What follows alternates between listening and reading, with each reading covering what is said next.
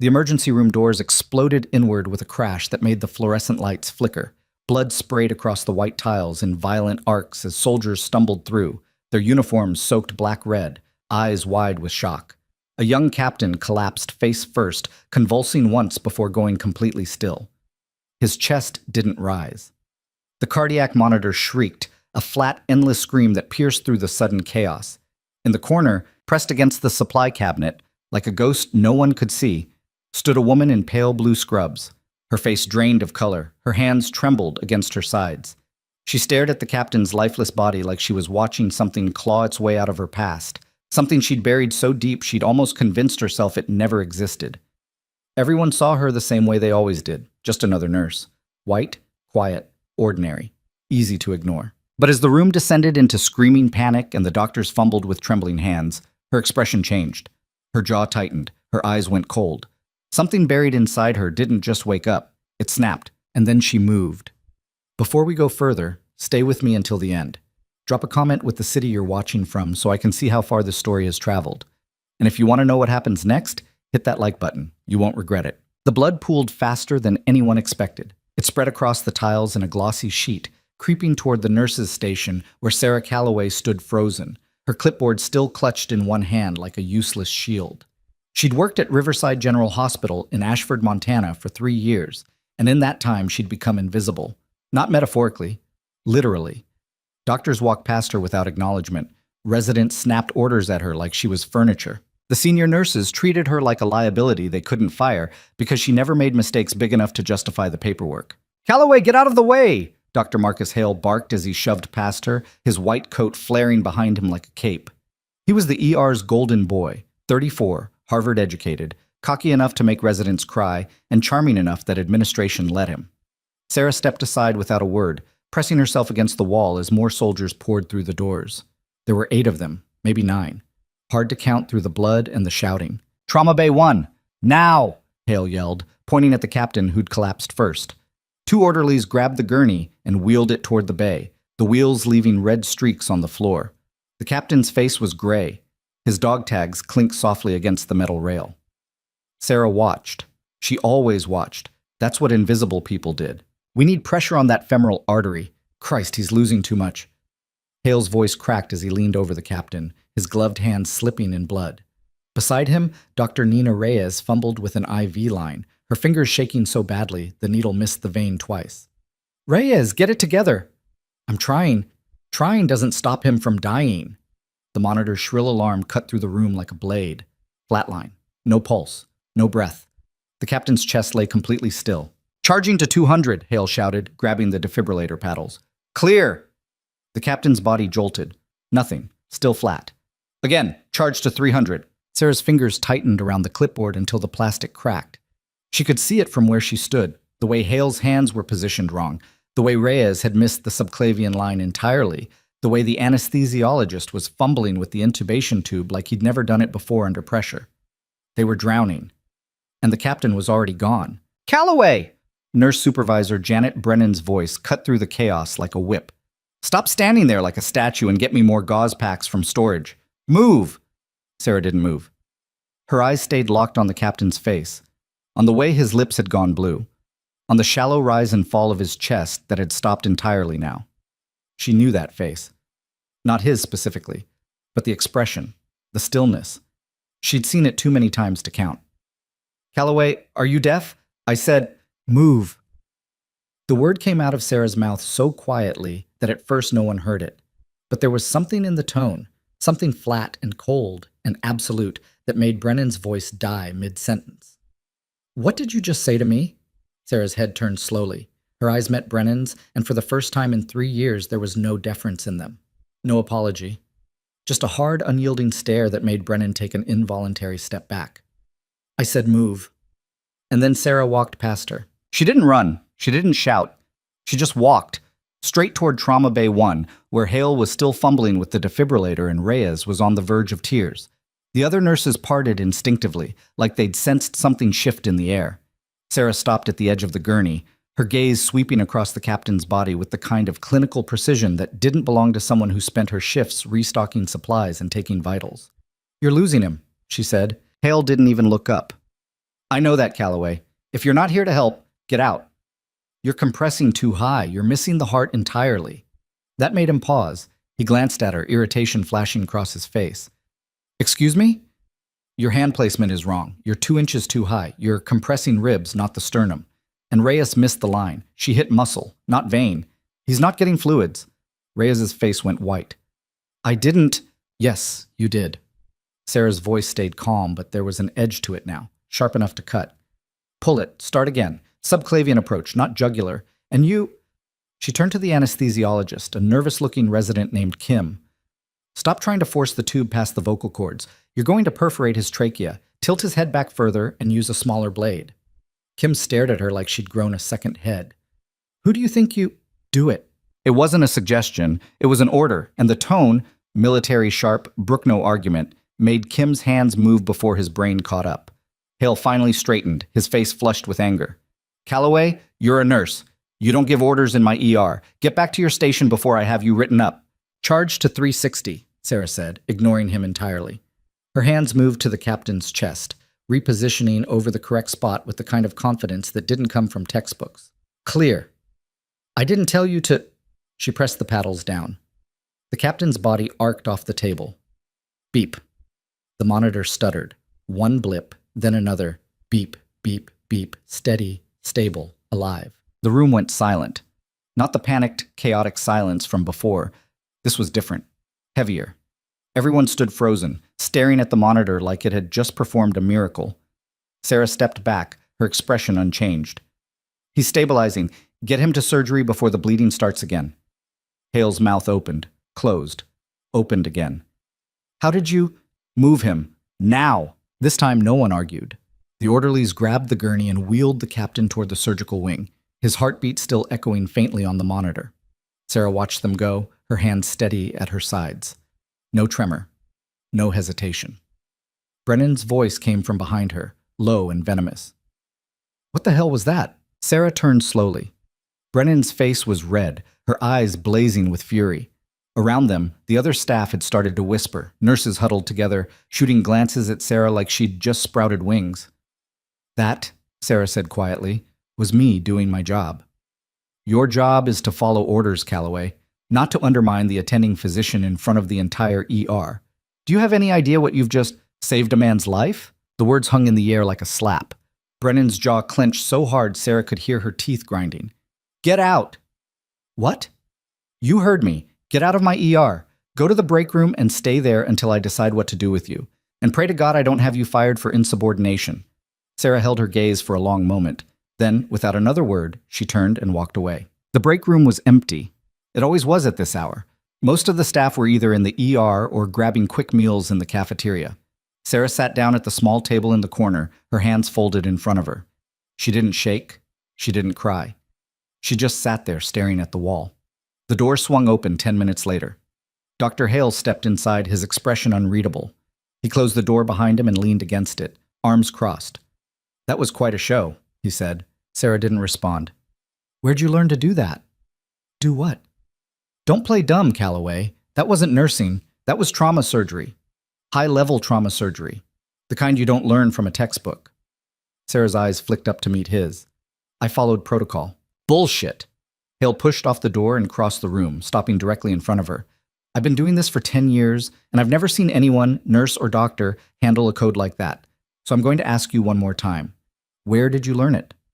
Does it matter? Yeah, Calloway. It does. Because right now Brennan's upstairs trying to convince administration to fire you for overstepping. And unless you give me a damn good reason why you knew exactly what to do in there, I can't stop her. Sarah was quiet for a long moment. Then, slowly, she stood.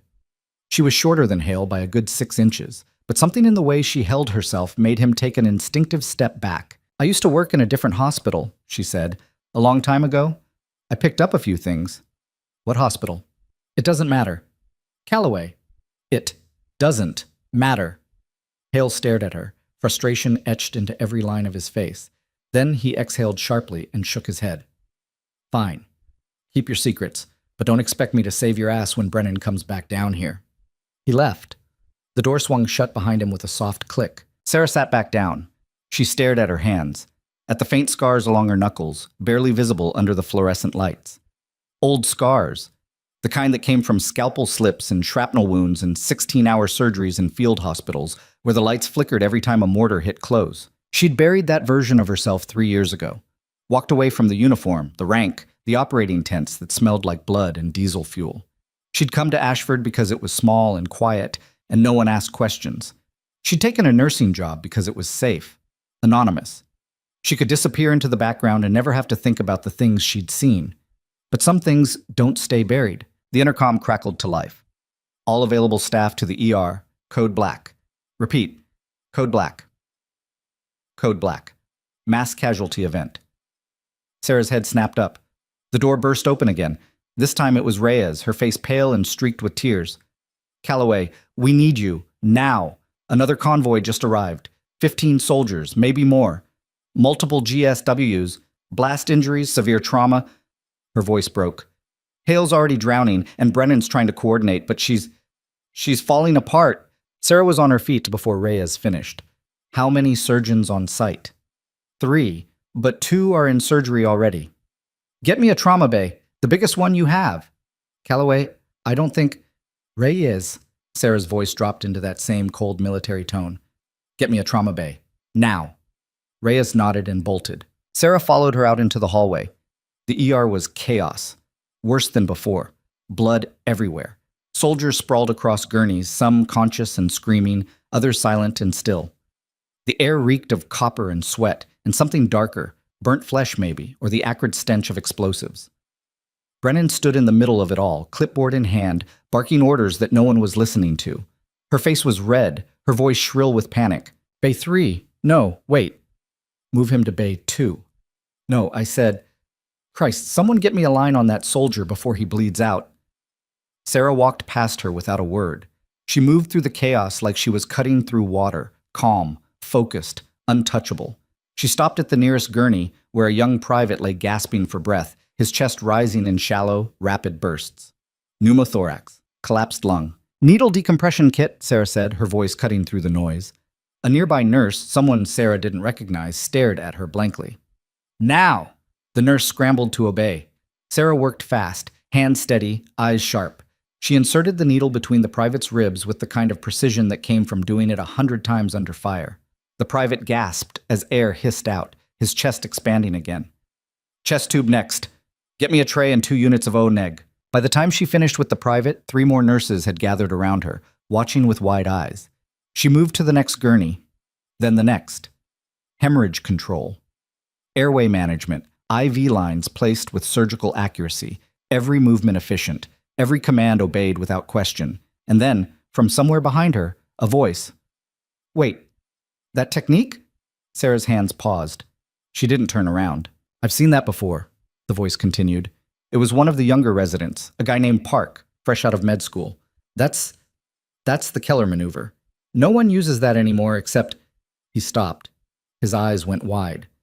Except military surgeons, he finished slowly. The room went silent. Every pair of eyes turned toward Sarah, and for the first time in 3 years, she felt the weight of being seen. But there was no time to process it, because at that exact moment, the ER doors crashed open one more time, and a man in a brigadier general's uniform stormed through, his face carved from stone, his eyes scanning the room with the kind of intensity that made seasoned soldiers flinch. "Where's my son?" he roared. Every head turned toward the trauma bays, and Sarah's hands, still covered in blood, finally started to shake. The general's boots hit the tile with the kind of authority that made everyone in the room stand straighter without thinking about it. He was tall, 6'3", maybe 6'4", with iron gray hair cropped close to his skull and a jaw that looked like it had been chiseled from granite. His uniform was pristine despite the chaos, every metal and ribbon aligned with mathematical precision. But his eyes were wild, desperate, the kind of desperation that came from a man who'd sent thousands into battle without flinching, but couldn't handle the thought of losing one. "I said, where's my son?" His voice boomed across the ER like artillery fire. Brennan stepped forward, clipboard clutched to her chest like a shield. "General Hastings, we're doing everything we can to... I didn't ask for a speech. I asked where he is." "Trauma Bay 1, sir, but..." He was already moving. Brennan had to jog to keep up, her heels clicking frantically against the blood-streaked floor. Sarah stood frozen in the center of the chaos, her hands still dripping red, her mind racing. Hastings. She knew that name. Everyone in the military knew that name. Three-star general, decorated combat veteran, commanded half the forces in the Pacific Theater. And his son was the captain she'd just pulled back from the edge. The captain whose heart she'd restarted with technique no civilian nurse should know. Calloway? Hale's voice cut through her spiraling thoughts. He was standing 3 feet away, his expression unreadable. You need to move. Now. What? Brennan's about to throw you under the bus to save face in front of the general. If you're smart, you'll disappear before... A crash echoed from Trauma Bay 1. Then shouting. The general's voice, loud enough to rattle the walls. What the hell do you mean he's stable? He was flatlined 10 minutes ago. Who brought him back? Sarah's stomach dropped. Brennan's voice followed, thin and reedy. Our team worked together to... I didn't ask for corporate double talk. I want a name. Silence. The kind that pressed down on your chest. Then Brennan spoke again, and Sarah could hear the venom in every syllable. One of our nurses, Sarah Calloway. But I have to inform you, General, that she acted outside protocol and... Where is she? Sarah's feet moved before her brain caught up. She walked toward Trauma Bay 1, pushing through the cluster of nurses and residents who'd gathered like vultures. The crowd parted. They always did now. Something had shifted in the last 20 minutes. She could feel it in the way people looked at her. Not invisible anymore. Not ignored. Feared, maybe. Or something close to it. She stepped into the bay. The general stood next to his son's gurney, one hand gripping the rail hard enough to turn his knuckles white. The captain, Hastings' son, was unconscious but breathing, his chest rising and falling in steady rhythm. An IV drip fed into his arm. His color was better. Not good, but better. The general's eyes locked onto Sarah the second she entered. He studied her with the kind of intensity that made experienced soldiers squirm. She met his gaze without flinching. You're Calloway. Yes, sir? You brought him back. It wasn't a question. Sarah didn't answer. Hastings took a step toward her, then another. He stopped close enough that she could see the flecks of gray in his stubble, the deep lines carved around his eyes. Do you have any idea how close he came to dying? Yes, sir. I was there. And you pulled him back. His voice dropped lower, quieter, dangerous. With a technique I haven't seen used outside of a combat zone in 15 years. So I'm going to ask you one time, Nurse Calloway, where did you learn to do that? Behind him, Brennan shifted nervously. Hale stood in the doorway, arms crossed, watching with the kind of focus usually reserved for train wrecks. Sarah's jaw tightened. I picked it up along the way. Don't insult my intelligence. The general's voice hardened into something that could cut steel. That was the Keller maneuver, battlefield-grade trauma response. No civilian hospital teaches it. No nursing program covers it. So unless you've got a very good explanation, I suggest you start talking. The room held its breath. Sarah stood perfectly still, her bloodied hands hanging at her sides. For 3 years, she'd kept her head down, stayed quiet. Let them treat her like she was nobody. Because being nobody meant being safe, being forgotten, being able to sleep at night without dreaming about the smell of burnt flesh and the sound of choppers overhead and the weight of a scalpel in her hand while someone screamed for their mother. But standing here, with the general's eyes boring into her and his son's heartbeat beeping steadily on the monitor and the entire ER staff watching from the doorway, she realized something. She was tired of running. I was a surgeon, she said quietly. Army, deployed 3 times, Iraq, Afghanistan, Syria for 6 months before...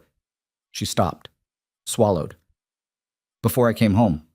The silence that followed was suffocating. Brennan's face went white. You never listed military service on your application? You never asked. That's not... You're required to disclose. I disclosed what you needed to know. I'm a registered nurse, licensed, clean record.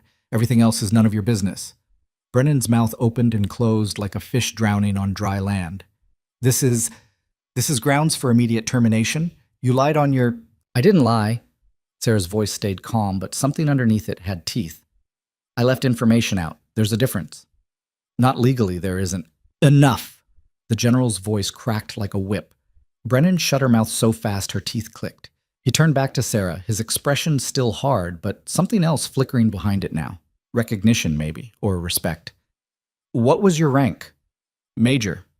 Specialty? Trauma, field surgery. I ran a forward surgical team for 18 months. Why'd you leave? Sarah's hands curled into fists. That's personal. Major, when you save my son's life, nothing's personal anymore. He stepped closer, close enough that she could see the exhaustion in his eyes, the kind that came from too many deployments and too many folded flags handed to too many widows. I need to know who I'm thanking. Something in his tone cracked through her defenses. Sarah exhaled slowly. I lost someone. A patient. 18 years old, shrapnel through the chest, no time to get him to a real hospital. I did everything right, everything, but sometimes that's not enough. She paused. I couldn't do it anymore, so I left. Came here. Took a job where I didn't have to make those calls. The general studied her for a long moment. Then slowly, he extended his hand. Thank you, Major Calloway. You gave me back my son. Sarah stared at his hand. Then she shook it. His grip was firm, steady. He's not out of the woods yet, she said. He needs surgery. Real surgery. The hemorrhage is controlled, but there's still internal bleeding I couldn't reach. He's got maybe 4 hours before... I'll have a surgical team here in 2. The general released her hand and pulled out his phone, already dialing. And Major, you're coming with me to oversee it. Sir, I'm not authorized to eat. You are now. Consider yourself reinstated. General, I don't think you have the authority to... Try me. The phone rang twice before someone picked up. Hastings started barking orders in the clipped, no-nonsense tone of a man who expected immediate obedience and usually got it. Sarah stood frozen, her mind still trying to catch up with what had just happened. Brennan's voice cut through the haze. This is completely unacceptable. General Hastings, with all due respect, you cannot just walk into my hospital and... Your hospital? The general didn't even look up from his phone. Last I checked, Riverside General receives federal funding, which means I can do whatever the hell I want. Now, unless you'd like me to have a very uncomfortable conversation with your board of directors about how your incompetence nearly killed a decorated combat officer, I suggest you step aside. Brennan's face turned scarlet. Her mouth worked soundlessly. Hale cleared his throat from the doorway. General, if I may, Major Calloway did act outside standard protocol. Not that I'm disagreeing with the results, but nothing, Doctor. She saved a life. Your protocol was killing him. The general's eyes snapped to Hale with laser focus. Were you the attending on my son's case? Yes, sir. Then let me be clear. If she hadn't stepped in, you'd be explaining to me right now why my boy died on your table. So unless you want that conversation, I'd recommend shutting your mouth and being grateful. Hale's face went blank. He took a step back. The general turned to Sarah. 2 hours. Surgical teams en route. I need you to brief them on his condition and stay through the operation. Non-negotiable. Sir, I haven't practiced in 3 years. You practiced 20 minutes ago, and my son's alive because of it. That's good enough for me. He paused. Unless you're telling me you can't do it. It was a challenge. They both knew it. Sarah straightened her shoulders. I'll do it. Good. Now someone get her scrubs that aren't covered in blood and show me where I can wait without people staring at me like I'm about to start shooting. The next 2 hours moved in a blur. Sarah scrubbed the blood off her hands and arms in the staff bathroom, watching the water run red down the drain. Her reflection in the mirror looked like a stranger, jaw tight, eyes hard, face pale under the fluorescent lights. She barely recognized herself. 3 years of hiding had softened her edges, made her forgettable. That woman was gone now. She changed into fresh scrubs and found her way to the surgical prep room, where 2 Army surgeons had already arrived via helicopter. Colonel Peters was a barrel-chested man in his 50s with steady hands and a reputation for working miracles in combat zones. His partner, Captain Ortiz, was younger, mid-30s, sharp-eyed, quick-moving. They both looked at Sarah like she was a puzzle they couldn't quite solve. You're the major who brought him back, Peters said. It wasn't a question. Yes, sir. Heard you use the Keller maneuver. I did what needed to be done, Peters grunted. Fair enough. Walk us through his condition. Sarah did. She spoke quickly, efficiently, rattling off details with the kind of precision that came from years of doing this exact thing. Vitals, injuries, hemorrhage location, estimated blood loss. Peters and Ortiz listened without interrupting, exchanging glances that Sarah couldn't quite read. When she finished, Peters crossed his arms. You said you've been out for 3 years. Yes, sir. Doesn't show. That was a flawless brief. He paused. Why'd you leave? Sarah's jaw tightened. Personal reasons. Can you still operate? I don't know. It was the truth. She hadn't held a scalpel in 3 years, hadn't stood over an open chest cavity or clamped an artery or made a call that meant life or death. She'd spent the last 1,000 days hiding from that version of herself. And now here she was, about to step back into the fire. Peter studied her for a long moment. Then he nodded. You'll assist. Ortiz and I will lead, but I want your eyes on the field. If you see something we don't, speak up. Understood? Yes, sir. Good. Let's move. The surgery took 4 hours. Sarah stood at the edge of the operating table, masked and gloved, her eyes tracking every movement Peters and Ortiz made. The captain's chest lay open, his heart beating steadily under the bright surgical lights. Blood pooled in the cavity. Peters worked with calm efficiency, his hands moving like clockwork. Ortiz called out vitals every few minutes, and Sarah watched. She saw the bleeder before Peters did, a small arterial tear hidden behind the liver. "Colonel, 3 o'clock. Hepatic artery." Peters' eyes flicked to where she'd indicated. "Good catch. Clamp." The nurse handed him the instrument. He clamped it. The bleeding stopped. 20 minutes later, Sarah spotted another issue, a hairline fracture in the 6th rib that was dangerously close to puncturing the lung. "Rib stabilization, 6, lateral side." Peters paused, glanced at the monitor, then nodded. "You're right. Ortiz, get me a plate." By the time they closed, Sarah had called out 6 potential complications. Peters had listened to everyone. When the final suture went in and the captain's vitals held steady, Peters stepped back and pulled down his mask. "Hell of a job, Major." "You did the work, sir. We did it together." He glanced at Ortiz, who nodded in agreement. "You've still got it. Whatever made you leave? I don't know what it was, but you're wasted as a floor nurse." Sarah didn't respond. She just stared at the captain's closed chest, at the steady rise and fall of his breathing. She'd forgotten what this felt like. The clarity, the focus, the weight of holding someone's life in your hands and refusing to let go. She'd forgotten that it felt like coming home. The recovery room was quiet. The general sat in a plastic chair next to his son's bed, his uniform jacket draped over the armrest. He looked older now, tired, human. Sarah stood in the doorway, unsure if she should enter. "Come in, Major."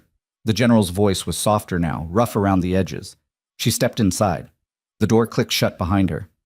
"He's stable," she said. "Surgery went well. Barring complications, he should make a full recovery." The general exhaled slowly. "Thank you." "You already said that, sir." "I'll say it as many times as I damn well please." He looked up at her, and for the first time since he'd stormed into the ER, his expression wasn't hard, just grateful. "You didn't have to do what you did. You could have stayed quiet.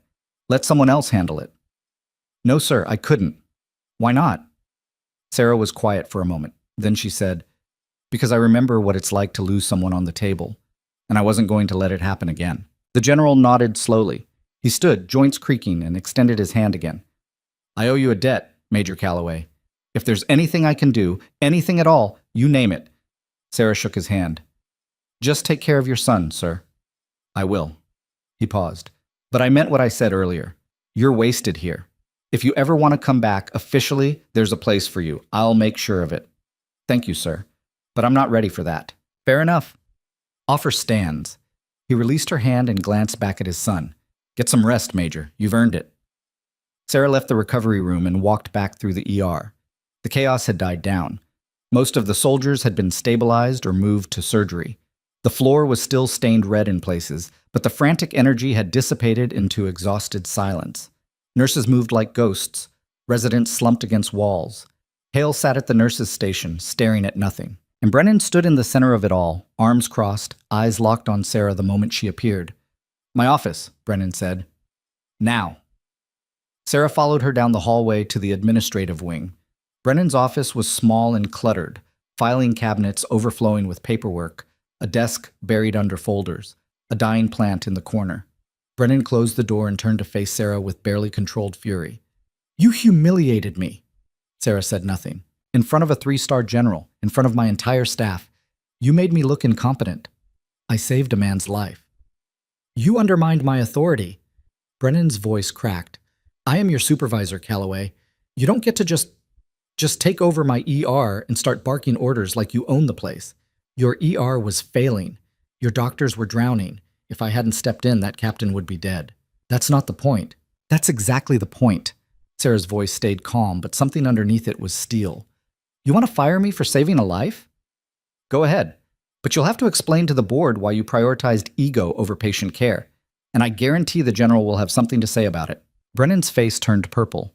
"You think you're untouchable now because some general thanked you? You're nothing, Calloway. Just a washed-up army surgeon playing nurse because you couldn't handle the real work anymore." The words hit harder than Sarah expected. She felt them land somewhere deep in her chest, in the place where she kept all the things she didn't want to think about. The patient she'd lost. The kid who'd bled out on her table while she tried everything and it still wasn't enough. The sound of his last breath. But she didn't flinch. "If that's what you need to believe," Sarah said quietly, "then believe it." She turned to leave. "We're not done." "Yes, we are." Sarah walked out. She didn't slam the door. She didn't need to. The hallway was empty, silent. She made it halfway to the exit before her legs gave out. She caught herself against the wall, breathing hard, her hands shaking so badly she had to press them flat against the plaster to stop the tremors. 3 years.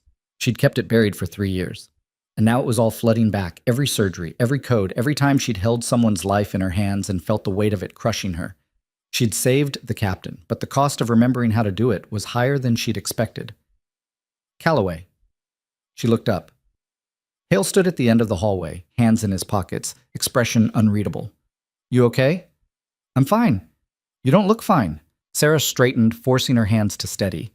"What do you want, doctor?" Hale took a few steps closer. "I wanted to say I'm sorry." That caught her off guard. "For what?" "For not listening, for dismissing you, for—" He exhaled slowly. "For treating you like you didn't matter. You do. And what you did today, that was incredible." Sarah stared at him, trying to find the trap. But his expression was sincere. "Thank you," she said finally. "I talked to Peters before he left. He told me you called out 6 complications during surgery. 6. Most surgeons would have missed half of them." Hale paused. "Why the hell are you working as a floor nurse?" "Because it's easier than the alternative." "Is it?" Sarah didn't answer. Hale studied her for a moment longer, then he nodded. "For what it's worth, I think you made the right call today. And if Brennan tries to fire you, I'll fight it." "Why?" "Because you're the best thing that's happened to this ER in years, and I'm not stupid enough to let that walk away." He turned to leave, then paused. "Get some rest, Calloway. You look like you're about to fall over." He left. Sarah stood alone in the hallway, her reflection staring back at her from the dark window across the hall. She looked like a ghost. Maybe she was. She made it to the parking lot before the exhaustion hit. Her shift had ended hours ago, but she'd stayed through the surgery, through the recovery, through Brennan's tirade. Now it was almost midnight and the lot was empty except for a handful of cars scattered under flickering streetlights. She unlocked her car, a beat-up Honda with rust spots and a broken taillight, and slid into the driver's seat. Her hands were still shaking. She gripped the steering wheel and closed her eyes, trying to breathe. A knock on the window made her jump. She looked up. A man stood outside, late 30s, dark suit, military bearing. He held up an ID badge. Defense Intelligence. Sarah's blood went cold. She rolled down the window an inch. "Can I help you?" "Major Sarah Calloway? I'm not a major anymore." "That's not what General Hastings says." The man smiled, but it didn't reach his eyes. "I'm Agent Ross. I need to ask you a few questions about your time in Syria." "I don't talk about Syria. I understand, but I'm afraid this isn't optional." Ross pulled out a folder and held it up to the window. "We've reopened an investigation into a classified incident that occurred during your deployment. 6 soldiers died. You were the attending surgeon, and we have reason to believe you know more than you've disclosed." Sarah's heart stopped. "I don't know what you're talking about." "I think you do." Ross's smile vanished. "We can do this here, or we can do it at the regional office. Your choice." Sarah stared at him through the glass, her mind racing. Syria, 6 soldiers. The incident she'd spent 3 years trying to forget. The thing that had driven her out of the military in the first place. And now it was standing in a parking lot at midnight, demanding answers she didn't want to give. Ross tapped the folder against the window. "Clock's ticking, Major." Sarah's hand moved to the door lock, but Ross was already shaking his head. "Don't make this harder than it needs to be, Major." His voice carried the kind of flat authority that came from years of dealing with people who thought they could run. "I've got 2 agents in a vehicle across the lot. You try to drive off, we follow. You refuse to cooperate, we escalate. So let's skip the theatrics and have a conversation like adults." Sarah's fingers stayed on the lock. "I'm not talking about Syria." "Then you're talking about it at the regional office, in a room with no windows and a recording device. Your choice." She stared at him through the glass, her mind racing through options that all ended the same way. Ross wasn't bluffing. She could see it in his posture, in the way he held that folder like it contained her entire life. And maybe it did. Syria had been the end of everything. Her career, her sense of purpose, the belief that she could save anyone if she just worked hard enough. 6 soldiers. All dead. All on her table. And the reason why was buried so deep even she didn't want to look at it. 1 hour, she said finally. That's all you get. Ross smiled. That'll do. There's a diner 2 blocks north. Meet me there in 10 minutes. Come alone. And if I don't show? Then I show up at your apartment with a warrant, and we do this the hard way. He tapped the folder against the window one more time. 10 minutes, Major. Don't keep me waiting. He walked away, disappearing into the shadows between parked cars. A few seconds later, an unmarked sedan pulled out from the far corner of the lot and drove past her, slow enough that she could see the silhouettes of 2 more agents inside. Sarah sat frozen, her hands gripping the steering wheel so hard her knuckles went white. She should have seen this coming. Should have known that saving the general's son would drag everything back to the surface. The military didn't forgive or forget. And Syria was the kind of mess that stayed buried only as long as nobody looked too close.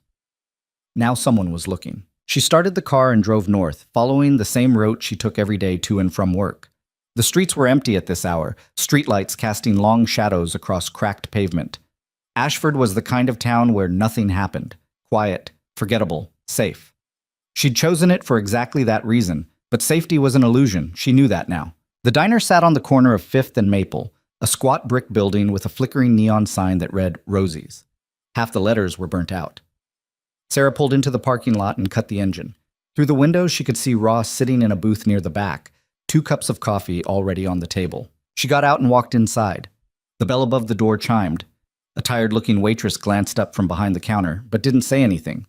The place smelled like burnt coffee and old grease. Ross gestured to the seat across from him. Sit. Sarah slid into the booth. The vinyl was cracked, stuffing poking through in places. She wrapped her hands around the coffee cup but didn't drink. Ross opened the folder and spread several photographs across the table. Sarah's stomach turned. She recognized them immediately. The field hospital in northeastern Syria, the operating tent with its blood-stained floors, and 6 body bags lined up outside waiting for transport. March 18th, 3 years ago, Ross said. You were the lead surgeon at Forward Operating Base Tanner. A convoy got hit by an IED 5 clicks out. 6 casualties came in, all critical. You operated on all 6, he paused, and all 6 died. Sarah's jaw tightened. I did everything I could. I'm sure you did. But here's the thing. 3 of those soldiers should have survived. According to the after-action report, their injuries were survivable, but they didn't make it. And when investigators tried to figure out why, they found some interesting discrepancies. What kind of discrepancies? Ross pulled out another document, a medical report, heavily redacted. Supply logs show you requested 40 units of O-negative blood 2 days before the convoy got hit, but when investigators checked inventory after the incident, they only found 12 units. 28 units disappeared. Care to explain where they went? Sarah's hands tightened around the coffee cup. I don't remember. You don't remember requesting blood? I requested supplies all the time. We were in the middle of a war zone. Shortages were constant. Fair enough. But here's the interesting part. The supply officer who processed your request was killed in a mortar attack the day after the convoy incident. Convenient timing, wouldn't you say? What are you implying? Ross leaned back, his expression unreadable. I'm not implying anything, Major. I'm stating facts. 28 units of blood vanished. 3 soldiers died who shouldn't have. And the one person who could verify your supply request is dead. That's a lot of coincidences. Sarah felt her pulse hammering in her ears. You think I stole blood? I think something happened at FOB Tanner that didn't make it into the official report. And I think you know what it was. I don't. Then why'd you leave the military 3 weeks later? No transition period, no debriefing, just a resignation letter and a one-way ticket to Montana. That's not normal behavior for a decorated combat surgeon. Sarah stared at the photographs on the table. 6 body bags. She could still remember their faces. Private First Class Daniels, 20 years old, bled out from a femoral artery tear because they didn't have enough clamps. Sergeant Morrison, crushed chest, asphyxiated because the ventilator failed mid-surgery. Corporal Hayes, shrapnel through the liver, septic shock that came on too fast to stop. And 3 others whose names she'd forced herself to forget. I left because I couldn't do it anymore, she said quietly. Every day was triage. Every surgery was a gamble. And no matter how hard I worked, people kept dying, so I left. That's the official story, but I don't buy it. Ross tapped one of the photographs. You were one of the best trauma surgeons in the military. You had a 93% survival rate. That's almost unheard of in combat medicine. So what changed? Syria changed. The resources weren't there. The support wasn't there. We were operating on fumes and prayer. Then why not request a transfer? Why resign entirely? Sarah didn't answer. Couldn't answer. Because the real reason was sitting in those photographs, in the missing blood units, in the supply officer who died before anyone could ask him the right questions. Ross watched her in silence for a long moment. Then he gathered the photographs and slid them back into the folder. Here's what I think happened. I think you made a call. A hard call. The kind surgeons have to make in war zones when there's not enough to go around. And I think someone died because of it. Maybe more than one someone. Sarah's throat tightened. And I think you've been running from that call ever since. Ross closed the folder. But here's the problem, Major. That convoy? One of the soldiers who died was the nephew of a senator, Senator Mallory. Ever heard of him? Sarah's blood went cold. Mallory. Chair of the Armed Services Committee. One of the most powerful men in Washington. He's been pushing for a reinvestigation for 3 years, Ross continued. And now that you've made yourself visible again, saved a general's son, got your name in reports, he's got ammunition. He wants answers, and he's not going to stop until he gets them. What do you want from me? The truth. What happened to that blood? Where did it go? Sarah stared at the table. The coffee had gone cold. Outside, a car drove past, headlights sweeping across the diner windows. I gave it to someone else, she said finally. Ross leaned forward. Who? A civilian. A girl. Maybe 16, 17, caught in crossfire, abdominal wound, hemorrhaging badly. She wasn't military, wasn't even supposed to be at the base, but she was dying and I had the blood, and I made a choice. You diverted military resources to a civilian. I saved a life. You violated protocol. Protocol would have let her die. Sarah's voice hardened. I was a surgeon. My job was to save people. I don't care what their uniform says. Ross was quiet for a moment. Then he pulled out a pen and notepad. I need details. The girl's name. Where she came from. What happened to her after. I don't know. You don't know or you won't say. I don't know. She disappeared after recovery. No records, no follow-up, like she was never there. That's convenient. That's the truth. Ross studied her, his expression skeptical. You realize what this means, right? If Mallory finds out you prioritized a civilian over his nephew was already dying. Nothing I did would have changed that, but the girl had a chance, so I took it. And the other 2 soldiers who died? Sarah's jaw tightened. They died because we didn't have enough. Not enough blood, not enough equipment, not enough time. I did everything I could with what I had. It wasn't enough. Ross scribbled something in his notepad. The senator's not going to accept that answer. Then the senator can come ask me himself. He might. He's got enough pull to subpoena you, drag you in front of a committee, make you testify under oath. Ross paused. That what you want?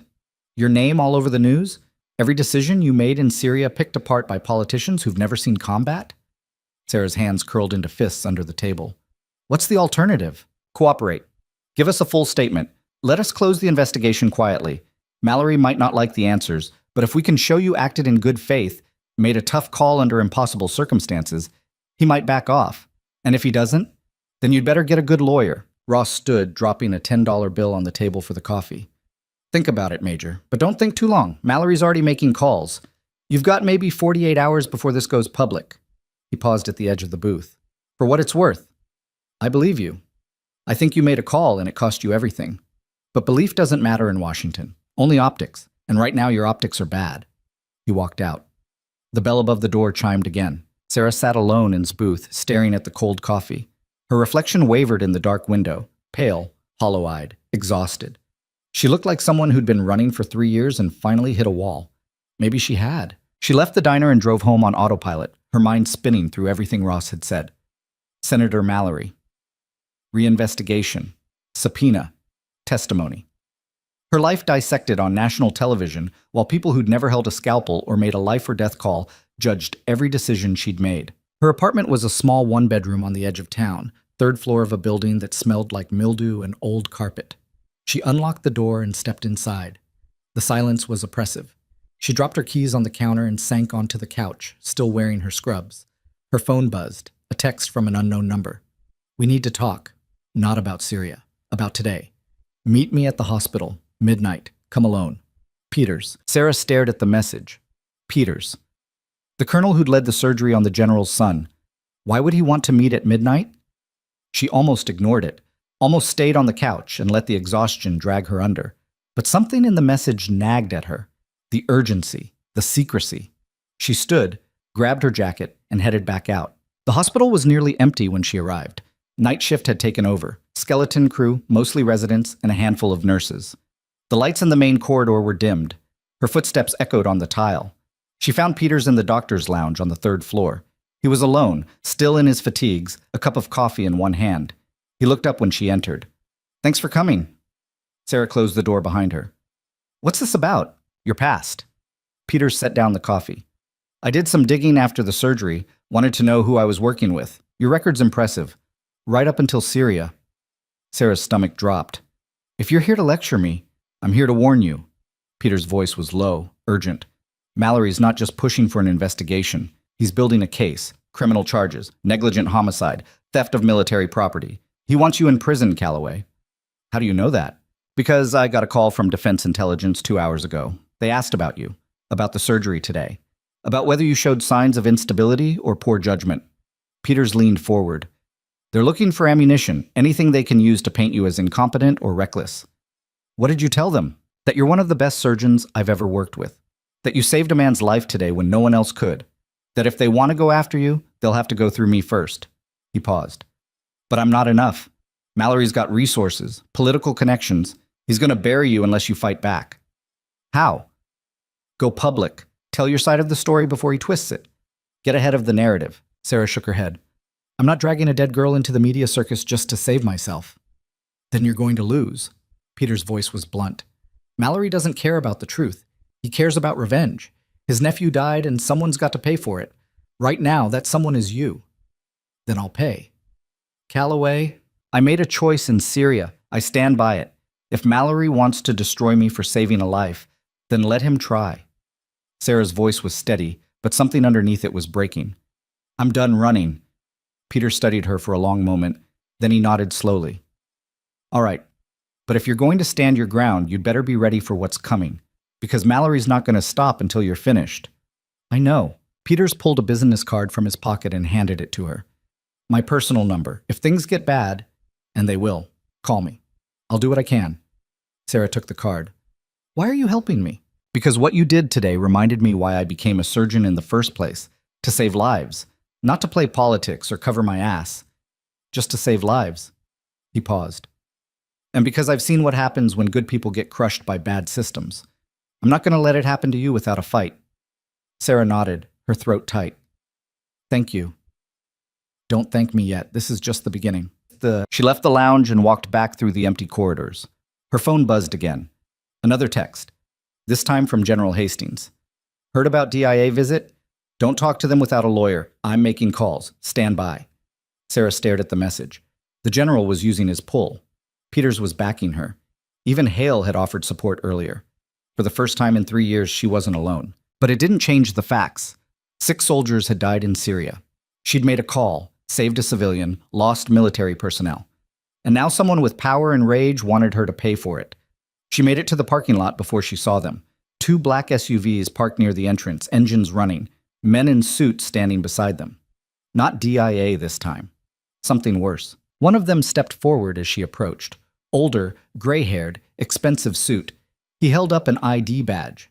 Office of the Inspector General. "Major Sarah Calloway?" Sarah stopped walking. "Yes." "I'm Inspector Grant. I have a warrant for your detention pending a formal investigation into actions taken during your deployment to Syria. You're required to come with us for questioning." Sarah's heart hammered in her chest. "I already spoke to DIA tonight." "This is separate. Senator Mallory has invoked executive privilege. You're being detained under military jurisdiction." Grant's voice was flat, professional. "You have the right to legal counsel. If you resist, we're authorized to use force." Sarah looked around. The parking lot was empty. No witnesses, no help.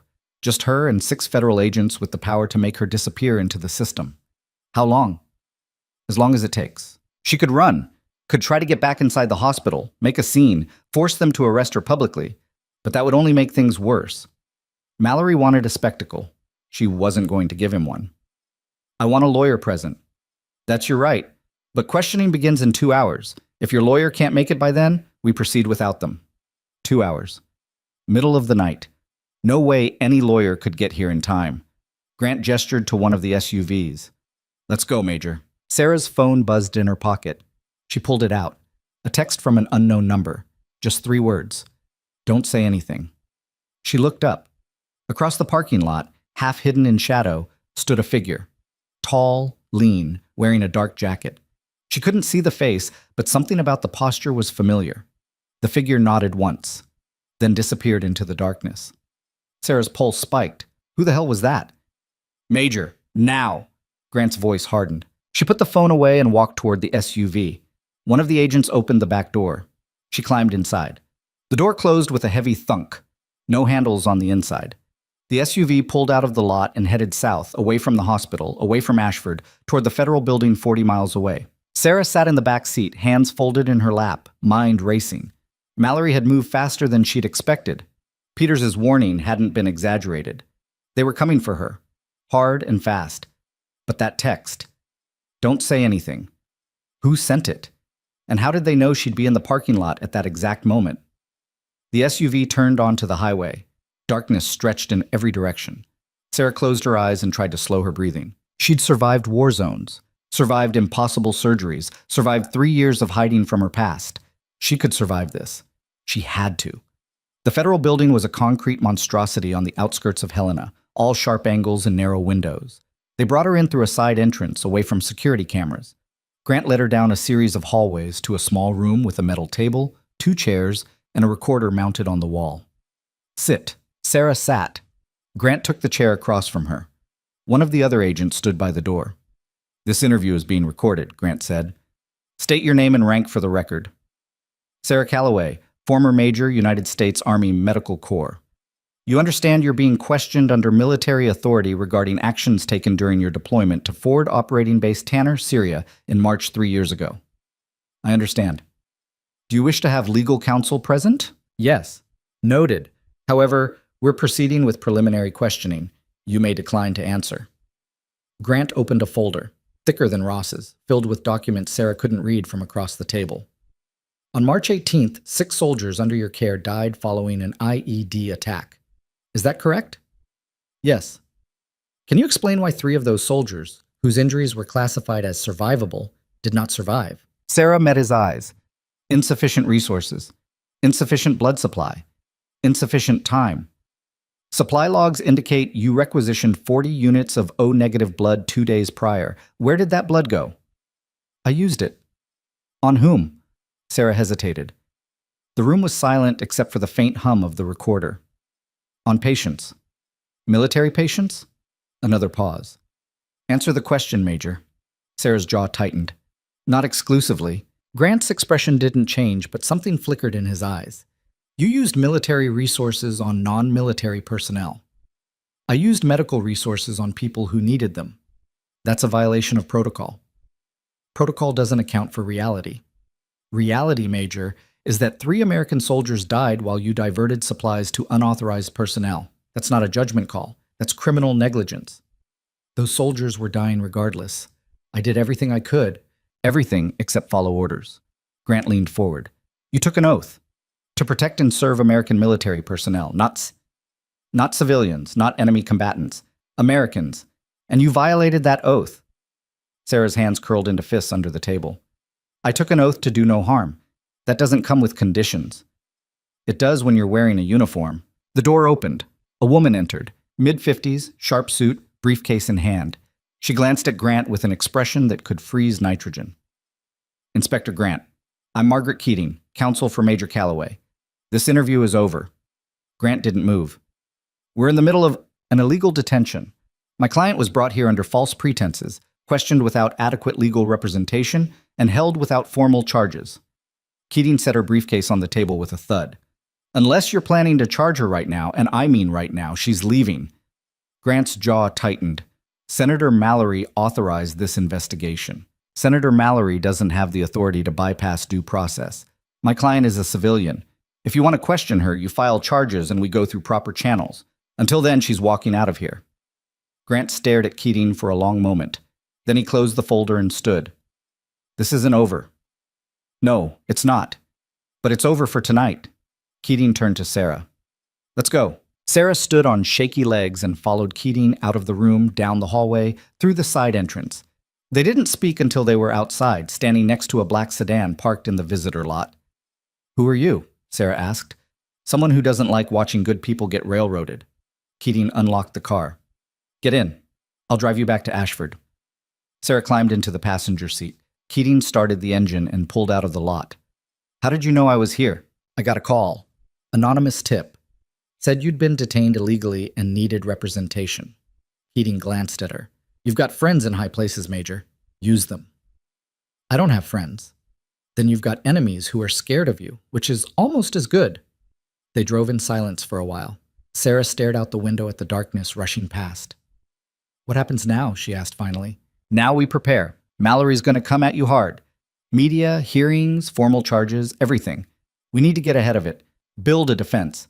Find witnesses who will support your version of events. There aren't any. Everyone who was at FOB Tanner that day is either dead or deployed. Then we find something else. Keating's voice was firm. You saved a general's son today. That counts for something. We use it. Sarah shook her head. I'm not dragging the general into this. You won't have to. He'll drag himself in. Men like Hastings don't forget debts. Keating paused. But here's the hard truth, Major. If we can't prove you acted in good faith, if we can't show that your decisions saved more lives than they cost, Mallory wins, and you go to prison. For how long? 10 years. Maybe more. Sarah closed her eyes. 10 years. For saving a girl's life. There's one other option, Keating said quietly. What? Make a deal. Plead to lesser charges, accept a dishonorable discharge and probation. Mallory gets his pound of flesh, you stay out of prison. No. Sarah, I said no. I'm not pleading guilty to saving someone's life. If Mallory wants to destroy me for that, then he can look me in the eye while he does it. Keating was silent for a moment. Then she smiled, small, grim, approving. All right, then we fight. They pulled into Ashford just before dawn. The sky was starting to lighten, turning from black to deep blue. Keating stopped in front of Sarah's apartment building. Get some sleep. We'll talk tomorrow. Later today, I guess. I'll start pulling records, contacting witnesses. In the meantime, don't talk to anyone. Not DIA, not Inspector General, not even friendly reporters. Everything goes through me. Understood? Sarah nodded. Thank you. Don't thank me yet. This is going to get ugly. Keating handed her a business card. My cell's on there. Call any time. Sarah climbed out and watched the sedan drive away. Then she turned and walked into the building, up the stairs, into her apartment.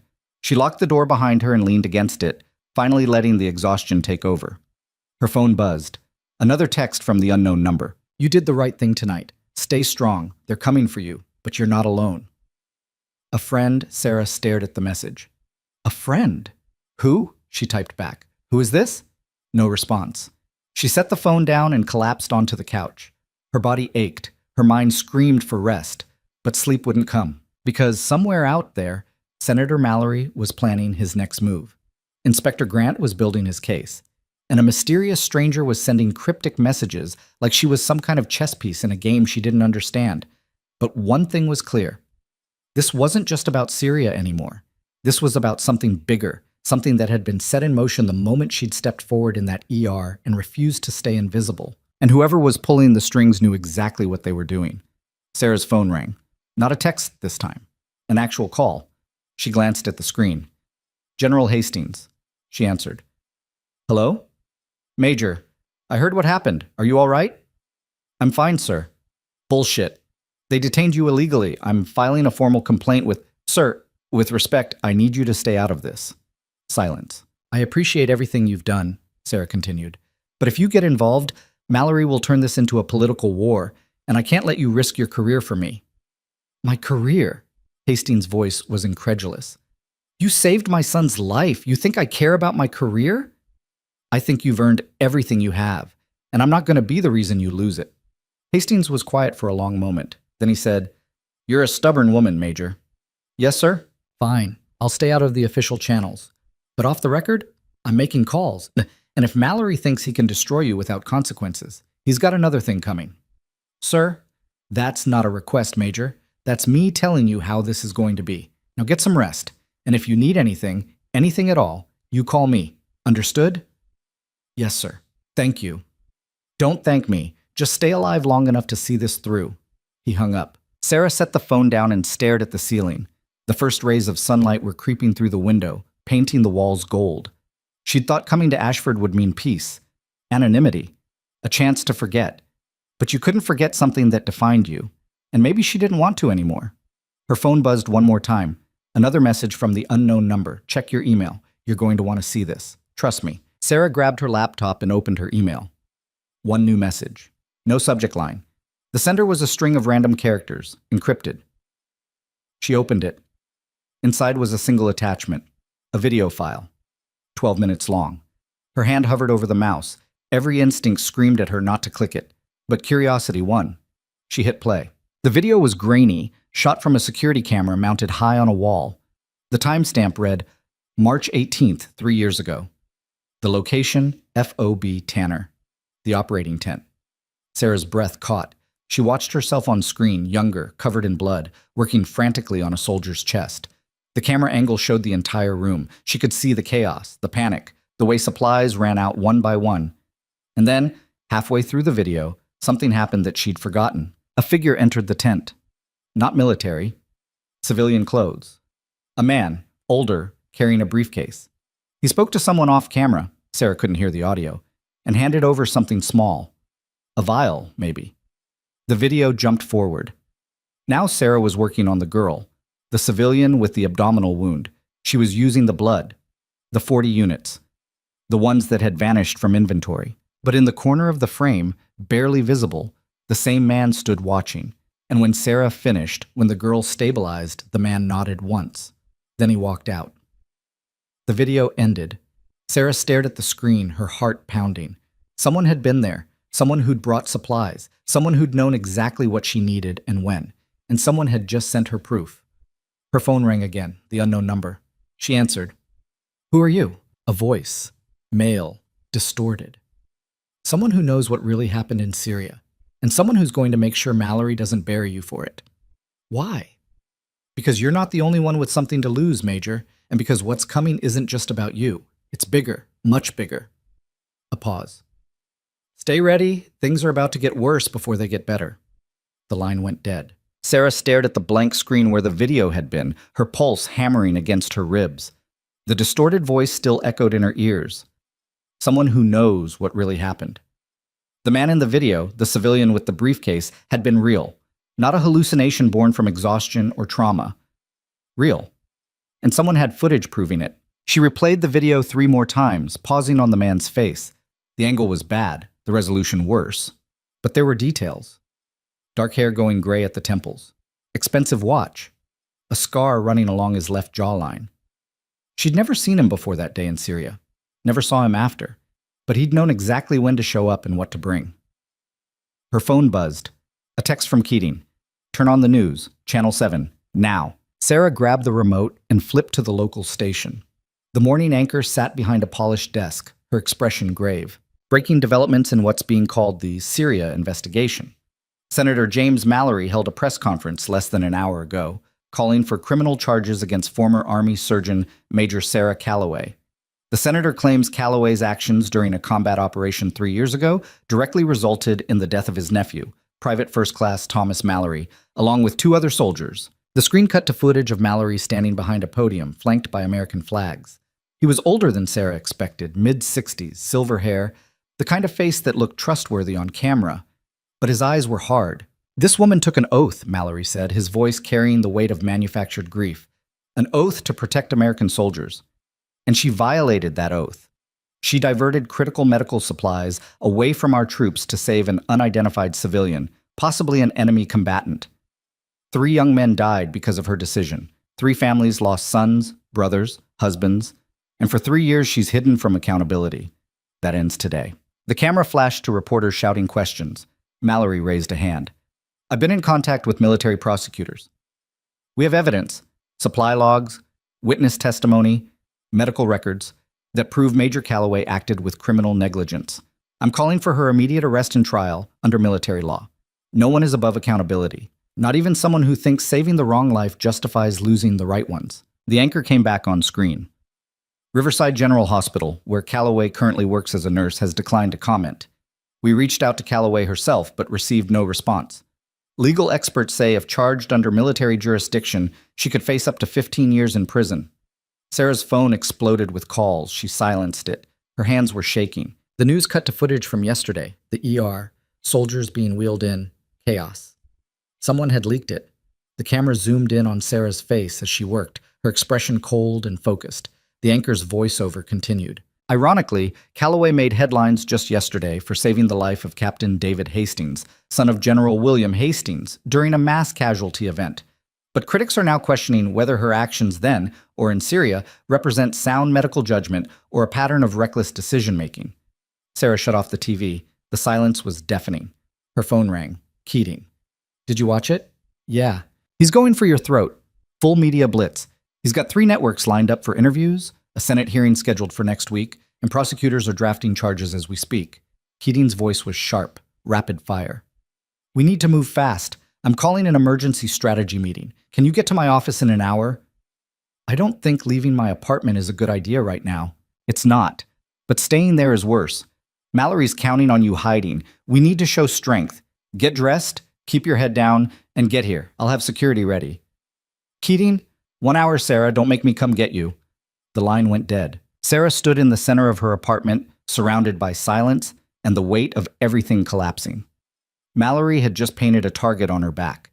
Every news outlet would be running her face by noon. Every hospital she'd ever worked at would be digging through her records. Every mistake she'd ever made would be magnified and dissected. But something else nagged at her. The video. The mysterious caller. The man with the briefcase. None of that was random. Someone was playing a deeper game, and she was a piece on a board she couldn't see. She showered fast, dressed in jeans and a plain jacket, and pulled her hair back. No scrubs, no ID badge, nothing that said nurse or military. Just a woman trying to disappear into a crowd. The hallway outside her apartment was empty. She took the stairs instead of the elevator, listening for footsteps. Nothing. She reached the ground floor and peered through the door's narrow window. A news van sat parked across the street, camera crew unloading equipment. Sarah cursed under her breath and pulled out her phone. She texted Keating, "Media outside need alternate exit." The response came seconds later. Loading dock, rear of building, car waiting, black sedan. Driver, will ID himself as Mitchell.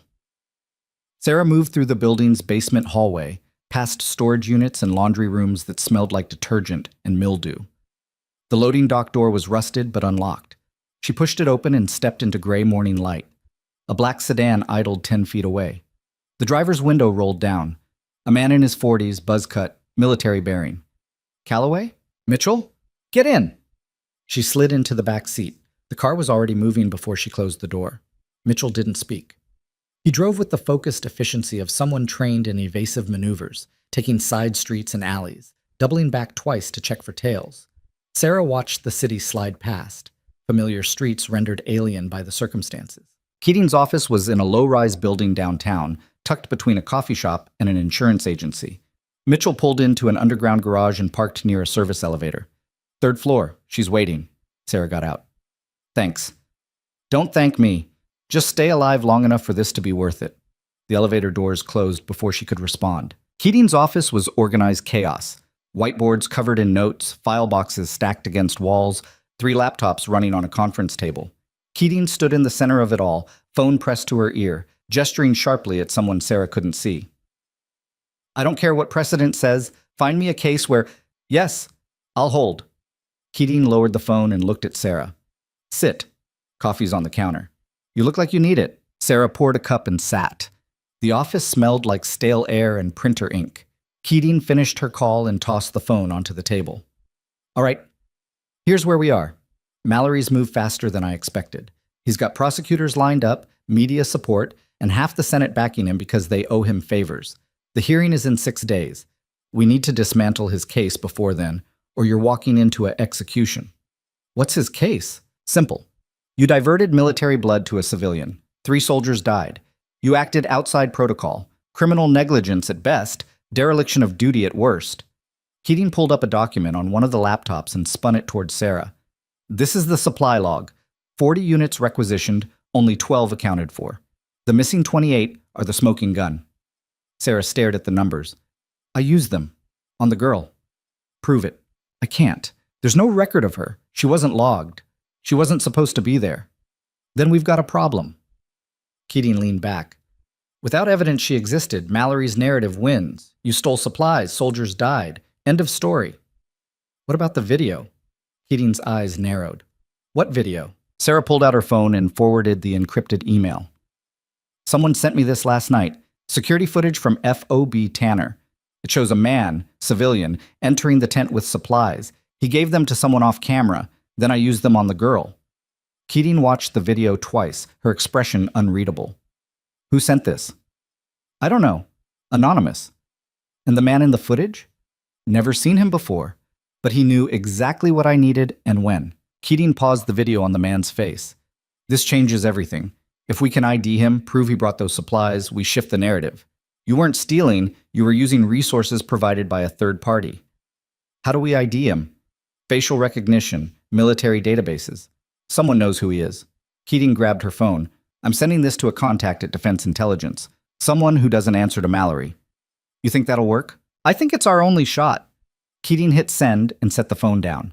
In the meantime, we prep for the hearing. You need to be ready to testify. Walk me through Syria. Every detail. No omissions. Sarah spent the next 3 hours reliving the worst day of her life. She described the convoy attack, the injuries, the impossible triage. She described the girl, 16, maybe 17, shrapnel through the abdomen, eyes wide with terror. She described the moment she'd made the call. Save the girl or let her die to preserve supplies for soldiers who were already too far gone. Keating listened without interrupting, taking notes on a legal pad.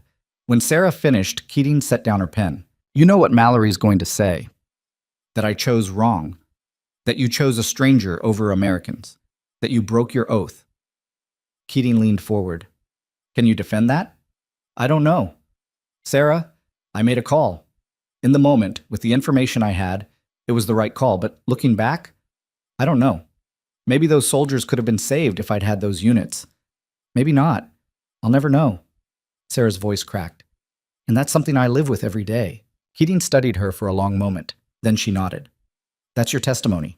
Honest, raw, no excuses. Juries and senators respond to truth, even when it's ugly. Sarah's phone buzzed. A text from the unknown number. Check your email again. Part 2. She opened her laptop. Another encrypted message. Another video file. This one was longer, 40 minutes. She hit play. The footage was different this time. Not security camera, handheld. Someone filming from inside a vehicle. The timestamp was 2 days before the convoy attack. The location. A compound 20 miles from FOB Tanner. The camera showed men loading crates into trucks. Military-style crates. Medical supplies stamped with U.S. Army insignias. But the men weren't American. They wore civilian clothes. Spoke a language Sarah didn't recognize. The camera zoomed in on one of the crates being opened. Inside, blood bags, plasma, surgical equipment, everything that had gone missing from FOB Tanner. The video cut to a new scene, a meeting. The man from the first video, the one with the briefcase and the scar, sat across from two others. One wore a military uniform. American. The rank insignia was visible. Colonel. Sarah's stomach dropped. The audio was faint but audible. The colonel spoke first. Supply routes compromised. We're losing 30% to theft before it even reaches the FOBs. Someone's skimming and selling to local contractors. The man with the briefcase nodded. I can reroute. Get the critical supplies directly to your surgeons, but it'll cost. How much? 20% of the shipment. Untraceable. No logs. The colonel hesitated, then nodded. Done. The video ended. Sarah sat frozen, staring at the screen. The supplies hadn't been stolen by her. They'd been stolen before they even reached FOB Tanner. The man with the briefcase had been a black market dealer, rerouting stolen medical equipment back to the bases. For a cut. And a colonel had approved it. Keating grabbed the laptop and replayed the video, her face going pale. Jesus Christ, this is corruption at the highest level. That colonel was facilitating black market deals using military supplies. And Mallory's nephew died because the supplies never made it to me in the first place. Exactly. Keating's eyes were sharp now, calculating. Mallory's been blaming you for 3 years, but the real reason his nephew died. Someone upstream was stealing the blood before it ever reached the field hospital. Who's the colonel? Keating froze the frame on his face. I don't know, but I'm going to find out. She grabbed her phone and started dialing.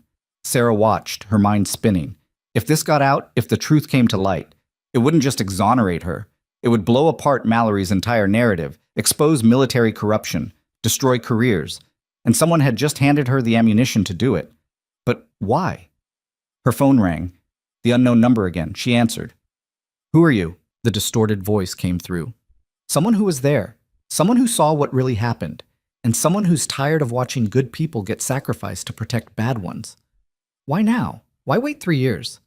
Because 3 years ago you disappeared, buried yourself in a nowhere town. No one was looking at you. But now?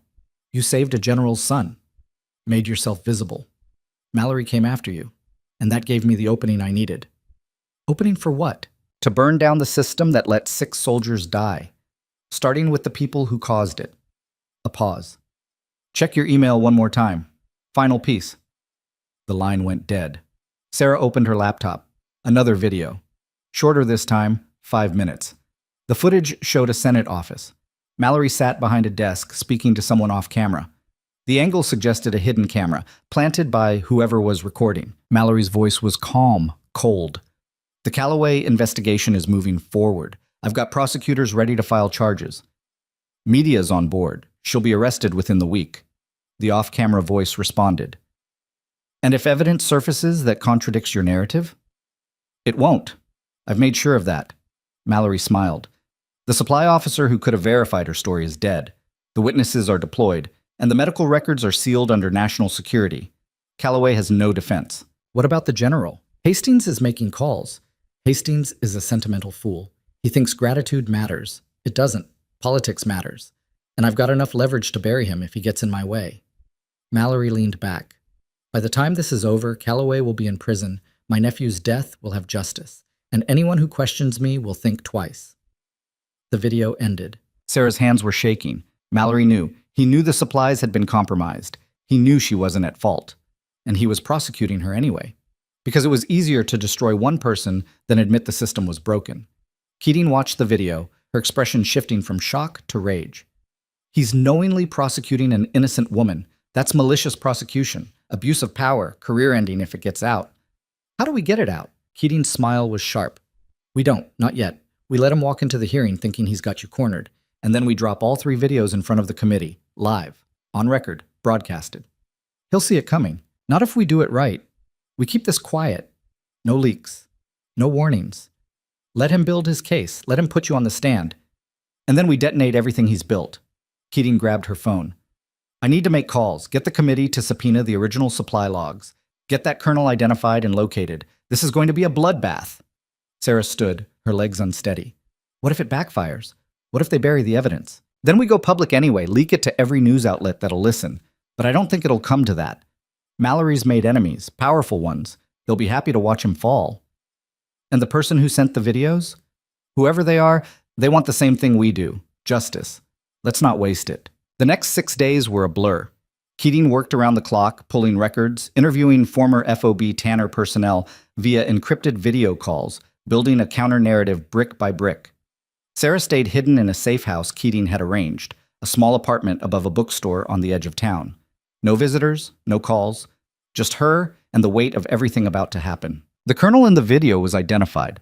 Colonel Raymond Voss, retired 2 years ago under mysterious circumstances. Keating tracked him to a suburb outside Washington, but he refused to talk. No surprise. He had everything to lose. General Hastings called twice.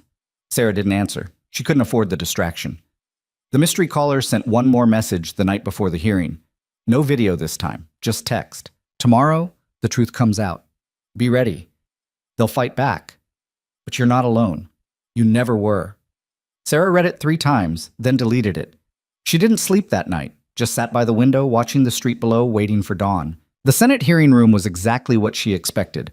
Dark wood paneling, rows of seats filled with reporters and spectators, a raised platform where senators sat like judges. Mallory was front and center, flanked by his allies. His expression was calm, confident. Sarah sat at a small table with Keating beside her. Across the aisle, military prosecutors whispered to each other, shuffling papers. The chairman, a gray-haired senator named Whitmore, called the room to order.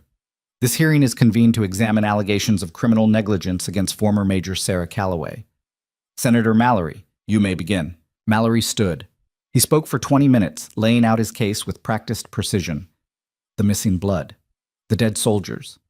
Sarah's violation of protocol. He He presented the supply logs, the casualty reports, witness statements from personnel who'd been at FOB Tanner but hadn't seen the girl. "This isn't about politics," Mallory said, his voice heavy with manufactured sorrow. "This is about accountability. 3 families lost loved ones because Major Calloway prioritized a stranger over American soldiers. That's not a judgment call. That's a betrayal." He sat down to murmurs of agreement from the gallery. Whitmore turned to Sarah. "Major Calloway, you'll have an opportunity to respond. But first, the committee has questions." The grilling started. Senators demanded details, dates, explanations. Sarah answered each question carefully, sticking to the facts. Yes, she'd used the blood on a civilian. No, she didn't regret it. Yes, soldiers had died. No, she didn't believe they would have survived even with the additional units. An hour in, Mallory leaned forward. "Major, you claim this girl existed, but there's no record of her, no name, no documentation, no follow-up. How do we know you didn't simply misuse supplies and fabricate this story to cover yourself?" Sarah met his eyes. "Because I'm not a liar. That's not evidence." "Then let me provide some." Keating stood. "Mr. Chairman, if I may, we have new evidence relevant to this case. Video footage obtained independently that contradicts Senator Mallory's narrative." Whitmore frowned. "What kind of footage?" "Security footage from FOB Tanner and recordings of conversations relevant to the supply chain failures that led to the deaths Senator Mallory is attributing to my client." Mallory's expression didn't change, but Sarah saw his jaw tighten. "Objection," one of the prosecutors said. "This evidence wasn't disclosed in discovery." "Because it was obtained 48 hours ago," Keating said smoothly. "We're disclosing it now." Whitmore hesitated, then nodded. "Proceed." Keating connected her laptop to the room's display system. The first video played, the security footage showing the man with the briefcase entering the tent. The room went silent. The second video followed, the black market deal, the colonel approving the scheme. Gasps rippled through the gallery. The third video, Mallory in his office, admitting he knew the supplies had been compromised but was prosecuting Sarah anyway, played last. The room erupted. Mallory shot to his feet. "This is a fabrication." "That's your voice, Senator," Keating said calmly. "Your office, your words. The metadata's been verified. This footage is authentic." Whitmore slammed his gavel.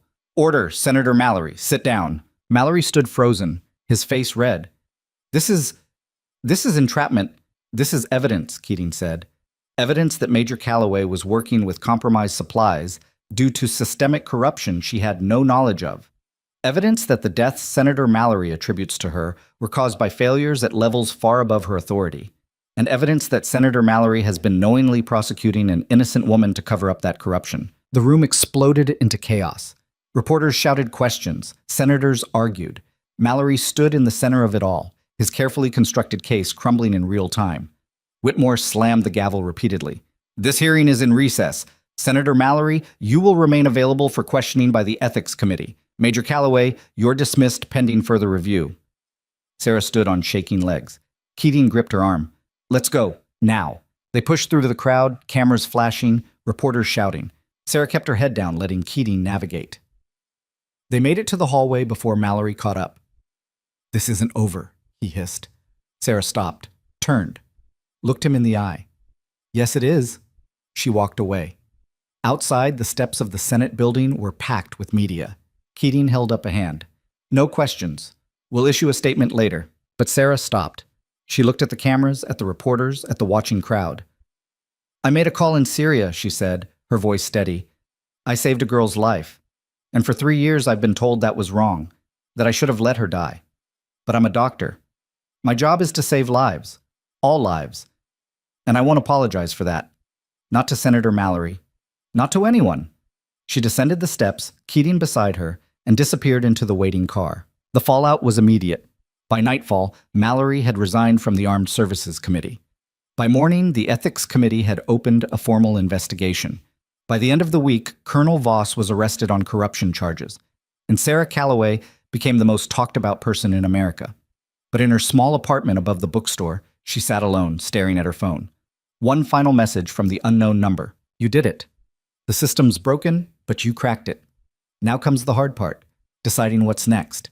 You've got options. All of them are yours. A friend who was there from the beginning." Sarah stared at the message for a long time. Then she typed back, "Who are you really?" The response came instantly.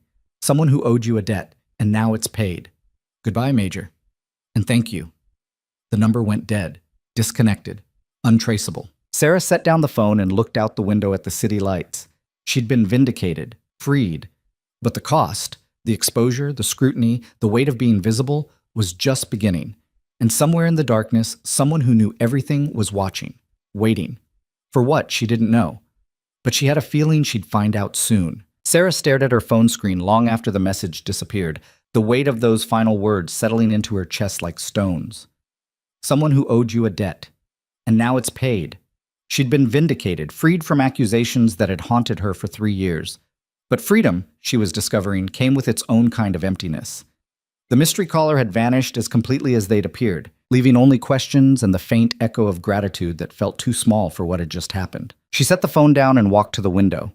The city stretched below her, lights flickering like stars that had fallen to earth. Somewhere out there, Mallory was watching his career disintegrate in real time. Voss was probably negotiating his plea deal, naming everyone he could think of to save his own skin. And Sarah Calloway, the woman they'd tried to erase, was standing in a small apartment above a bookstore, wondering what the hell she was supposed to do now. Her reflection stared back at her from the dark glass. She looked older than she remembered, lines around her eyes that hadn't been there 3 years ago. Gray streaks in her hair she'd stopped bothering to cover, the face of someone who'd been through a war and barely made it out. But there was something else too, something she hadn't seen in a long time, a hardness in her eyes that wasn't exhaustion or defeat. It was steel, the kind that got forged in fire. Her phone rang, shattering the silence. General Hastings. She answered. General? Major. His voice was rough, like he'd been talking for hours. I saw the news, all of it. The videos, Mallory's resignation, the ethics committee announcement. I wanted to call earlier, but things have been... He paused. My son's awake. Really awake. Talking, eating, complaining about hospital food. The doctors say he'll make a full recovery. Sarah's throat tightened. I'm glad. Glad? Hastings laughed, but it was shaky. You saved his life twice. Once on that table, once by exposing the corruption that would have buried you both. And all you can say is you're glad? What else is there to say? How about you're welcome? How about acknowledging that you did something extraordinary? His voice sharpened. I've been making calls all day. The Joint Chiefs want to meet with you. The Secretary of Defense wants a briefing. There's talk of a formal commendation, maybe even reinstatement with full honors and a promotion. Sarah closed her eyes. The apartment felt smaller suddenly, like the walls were closing in. I don't want any of that. What do you want? The question hung in the air between them. Sarah looked around the small apartment, the borrowed furniture, the empty walls, the life she'd built out of necessity rather than choice. What did she want? 3 years ago, she'd wanted to disappear. Mission accomplished. But now? I don't know, she said quietly. I just know I can't go back to being invisible. Not after this. Then don't. Hastings' voice softened. Come to Washington. Meet with the brass. Hear what they have to say. You don't have to accept anything. Just listen. And if I say no, then you say no. But do it after you know what you're turning down. He paused. You've been running for 3 years, Major. Maybe it's time to stop. The line went quiet. Sarah pressed the phone against her ear, listening to Hastings breathe on the other end. I'll think about it, she said finally. That's all I'm asking. I'll send you the details. And Major, whatever you decide, thank you for everything. He hung up before she could respond. Sarah stood by the window for another hour, watching the city lights blur and sharpen as clouds drifted past. Her mind kept circling back to the same question. What came next? Vindication didn't come with a roadmap. It didn't tell you how to rebuild a life that had been blown apart. It just left you standing in the wreckage, responsible for figuring out what to do with the pieces. Sleep didn't come that night. She lay in bed staring at the ceiling, replaying the last week on an endless loop. The ER. The surgery. Ross in the parking lot. The hearing. Mallory's face when the videos played. The moment everything she'd buried clawed its way back to the surface and refused to be ignored anymore. At 5 a.m, she gave up on sleep and made coffee. Her phone was already buzzing with messages.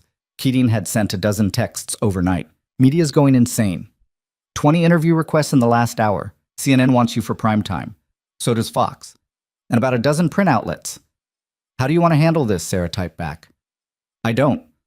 3 dots appeared immediately. Then, that's not an option. You're the story now. Either you control the narrative or someone else does. Your choice. Sarah stared at the message. Keating was right. She'd spent 3 years letting other people define her. Brennan's incompetent nurse, Mallory's scapegoat, the invisible woman no one bothered to see. If she stayed silent now, the media would fill in the blanks. They'd make her into whatever story sold clicks. She typed, "Set up one interview, someone credible. Not sensational. I'll do it once." That's it. Keating's response came immediately. "I'll make it happen.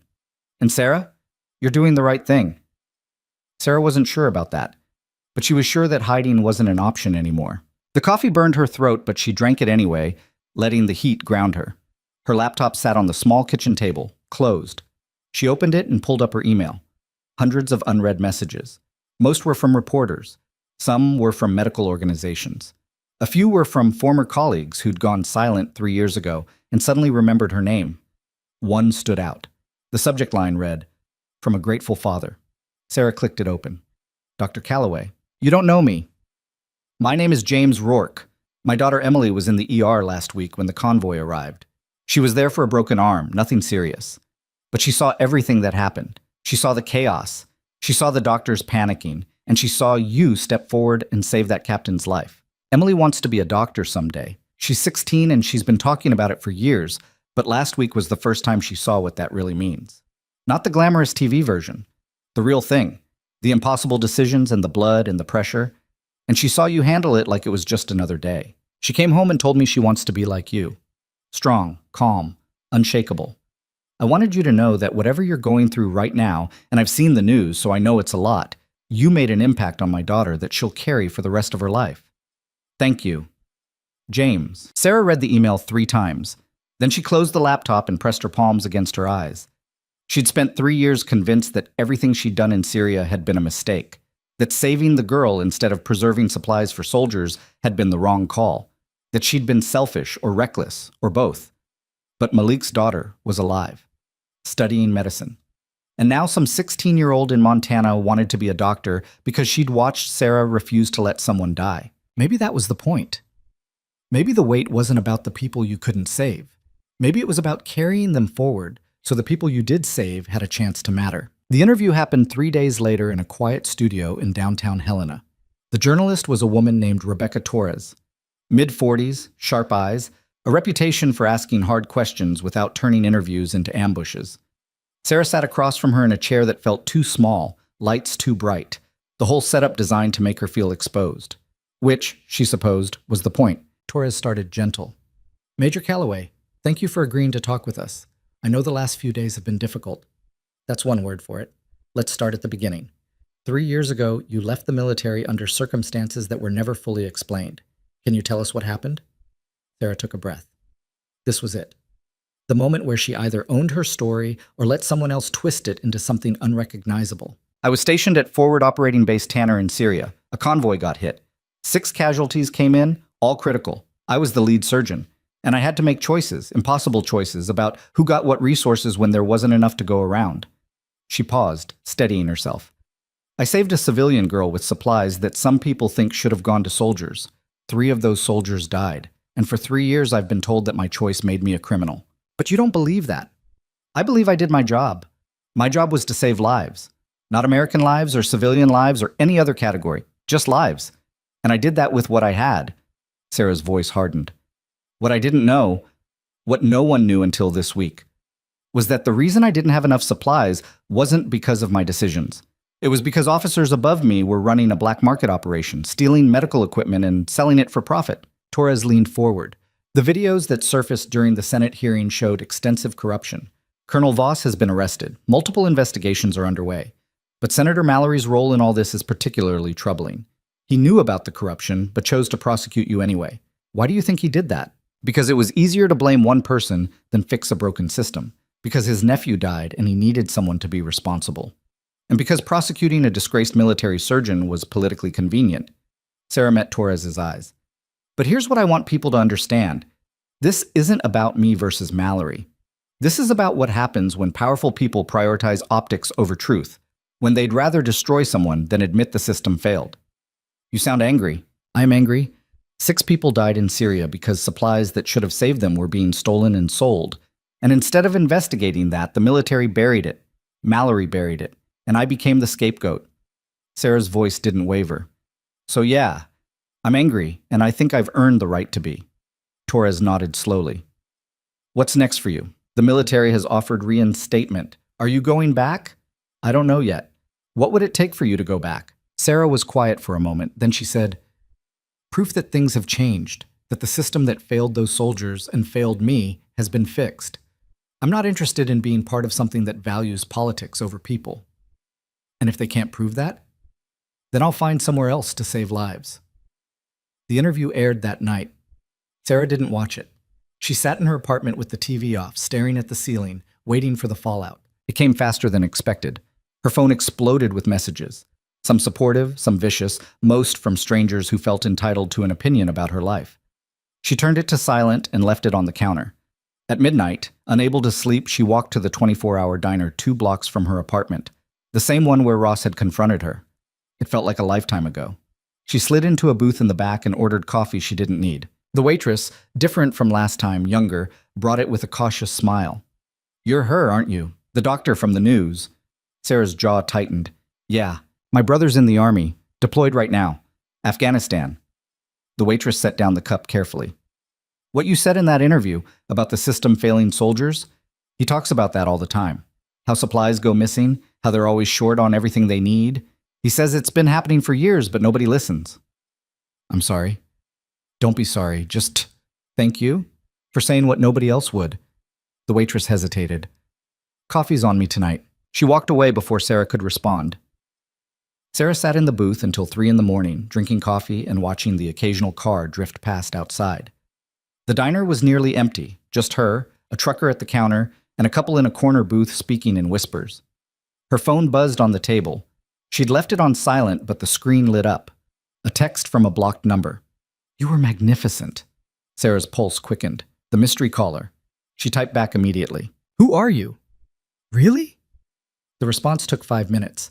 Someone who was in that tent in Syria. Someone who saw what you did for that girl. Someone who spent 3 years trying to make sure you didn't go down for doing the right thing. Sarah's hands trembled. You're the man in the video, the one with the briefcase. No, but I worked with him. He's dead now, killed 2 years ago for trying to expose the corruption. I've been finishing what he started. Why? Because he believed people like you, people who actually give a damn, are worth protecting, and because I owed him.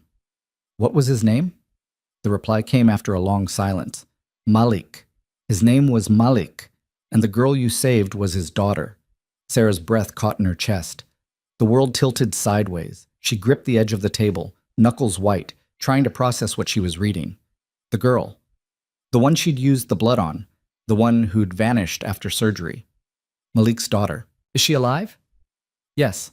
Living in Jordan with family. She's studying medicine. Wants to be a surgeon like the woman who saved her life. Tears blurred Sarah's vision. She wiped them away with the heel of her hand, fingers shaking. The waitress glanced over but didn't approach. Thank you. For telling me. For everything. You gave her a second chance. I just made sure you got yours. We're even now. Sarah stared at the screen, waiting for more. But the conversation ended there. No goodbye. No final message. Just silence. She sat in that booth for another hour, crying quietly, not caring who saw. The girl was alive. Not just alive, thriving, becoming a doctor.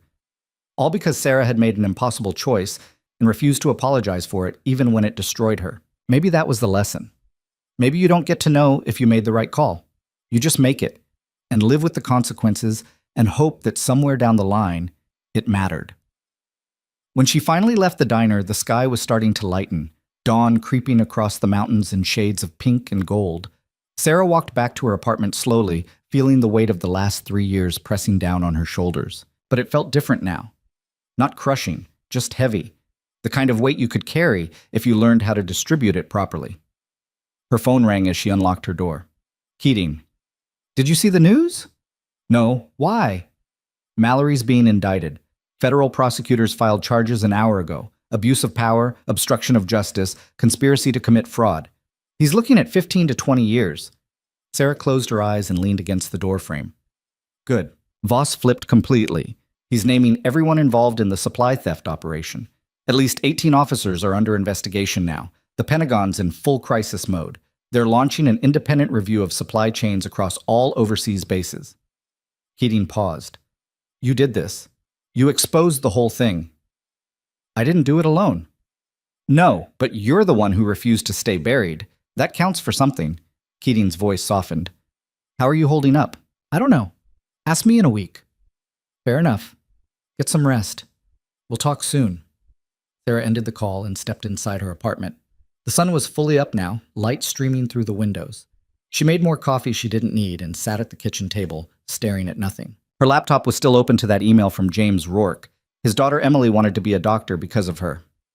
Malik's daughter was studying medicine because of her. And somewhere out there, Hastings' son was recovering because she'd refused to let him die. Maybe that was enough. Maybe you didn't need to save everyone.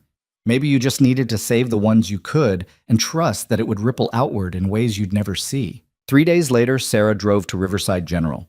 She hadn't been back since the hearing, hadn't wanted to face the stares or the whispers or the awkward conversations with people who'd treated her like she was invisible for 3 years. But Hale had called, asked her to come in, said it was important. She parked in the lot where Ross had confronted her and sat in the car for 10 minutes, gathering courage. Then she got out and walked inside. The reception area was busy. Families waiting, phones ringing, the controlled chaos of a hospital at midday.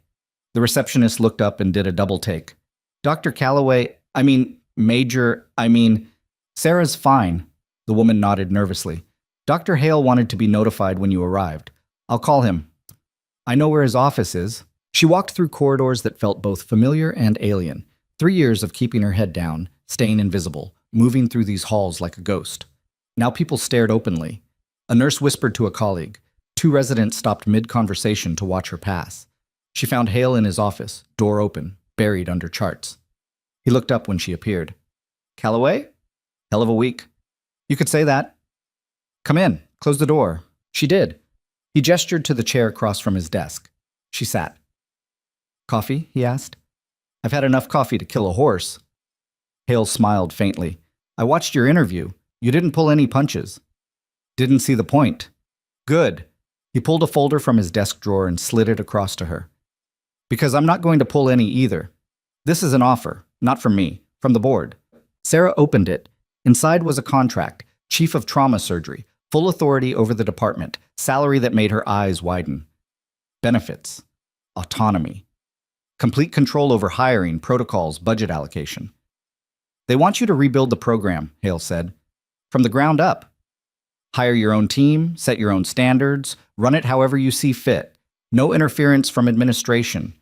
Sarah stared at the numbers on the page. Why me? Because you're the only person in this hospital who's proven they'll do what's right even when it costs them everything. That's the kind of leadership trauma surgery needs, he paused. And because what you did for Hastings' son showed everyone here that you're not just good. You're exceptional. I haven't practiced surgery in 3 years. You practiced it last week, and you were flawless. Hale leaned forward. Look, I know you've got options. The military wants you back. Probably 6 hospitals are lining up offers. But I'm asking you to stay here, in Ashford, where you've already proven you can make a difference. Sarah ran her fingers over the contract. Chief of Trauma Surgery. 3 years ago, before Syria, before everything fell apart, this was the kind of position she'd dreamed about. Now it just felt complicated. What happened to Brennan? Resigned. Board asked for it after everything came out. She's done. Hale's expression was neutral. For what it's worth, I think she knew she screwed up, but by the time she figured it out, it was too late. And you're okay with this? Me coming in at that level? Calloway, you saved my ass during that mass casualty event. I'm not too proud to admit when someone's better at something than I am. You belong in trauma surgery. I belong in the ER. We'll both do better if we're playing to our strengths. Sarah closed the folder. I need time. Take it, but not too long. This hospital needs you, and I think... He stopped, choosing his words carefully. I think you need this too. She left the hospital with the contract tucked under her arm and drove without a destination. The roads around Ashford were quiet, mountains still capped with snow, even though it was late spring. She ended up at a small overlook on the edge of town, parked, and got out. The valley stretched below her, the town nestled in its center like something out of a postcard. 3 years she'd been here. 3 years of hiding, of keeping her head down, of trying to convince herself that being invisible was the same as being safe. It wasn't. It was just another kind of prison. Her phone buzzed, a text from Peters. Heard about the job offer. Take it. You're wasted doing anything else. She typed back, You don't think I've been out too long? His response came immediately. You perform better in that OR than half the surgeons I've worked with who've been practicing continuously. You haven't lost it. You just forgot you had it. Sarah pocketed her phone and sat on the hood of her car, staring out at the valley. The sun was setting, painting the sky in shades of orange and purple. Somewhere below, Riverside General was dealing with its evening rush. Nurses and doctors making impossible calls, carrying weight they'd never asked for. She thought about Malik, about his daughter in Jordan, studying to become the surgeon who'd saved her life. About Emily Rourke, wanting to be like the woman she'd watched step forward when everyone else froze. About Hastings' son recovering in a hospital bed because Sarah had refused to let him die. And she thought about the 6 soldiers in Syria, the ones she couldn't save, the ones whose names would be carved into her memory until the day she died. You couldn't erase loss, couldn't undo it or outrun it. You could only carry it forward and hope it taught you something about what mattered. She pulled out her phone and called Hale. He answered on the second ring. Calloway. I'll take the job, but I have conditions. Name them. I want a memorial. In the ER. For the 6 soldiers who died in Syria. Their names, ranks, dates of service. So everyone who works here remembers what happens when systems fail and good people pay the price. Hale was quiet for a moment. Done. What else? I want to build a training program, real training, for trauma surgeons working in resource-limited environments. Combat medicine, disaster response, field surgery, the whole thing. Taught by people who've actually done it, not academics who've only read about it. That's ambitious. That's necessary. If we're going to rebuild this department, we're going to do it right. No shortcuts, no politics, just medicine. Agreed. She could hear the smile in his voice. When can you start? 2 weeks. I need to settle some things first. 2 weeks. I'll have your office ready. And Calloway? Welcome home. Sarah hung up and sat on the hood of her car until the stars came out. Then she drove back to her apartment, packed her laptop and the contract, and started making a list of everything she'd need to do. The memorial went up first. Sarah worked with a local stone carver to design it, 6 names carved into polished black granite, set into the wall outside the main ER entrance. Beneath the names, a simple inscription. They gave everything. We remember. The unveiling happened on a gray morning 2 months after Sarah started. The entire hospital staff turned out, nurses, doctors, administrative personnel, even some patients who'd heard about it. Hastings flew in with his son. Peters and Ortiz drove up from their base. Sarah stood in front of the memorial with her hand pressed against Private First Class Thomas Mallory's name. I couldn't save you, she said quietly, knowing everyone was listening. And I'll carry that for the rest of my life. But I promise you this. No one who works in this hospital will ever forget what it cost. What you gave. What all of you gave. She stepped back. Hastings moved forward and saluted the wall. His son followed. Then Peters and Ortiz. One by one, the staff came forward. Some touching the names, some standing in silence, some crying. Sarah watched from the side, feeling the weight of it pressed down on her chest. But it was a different kind of weight now. Not crushing. Shared.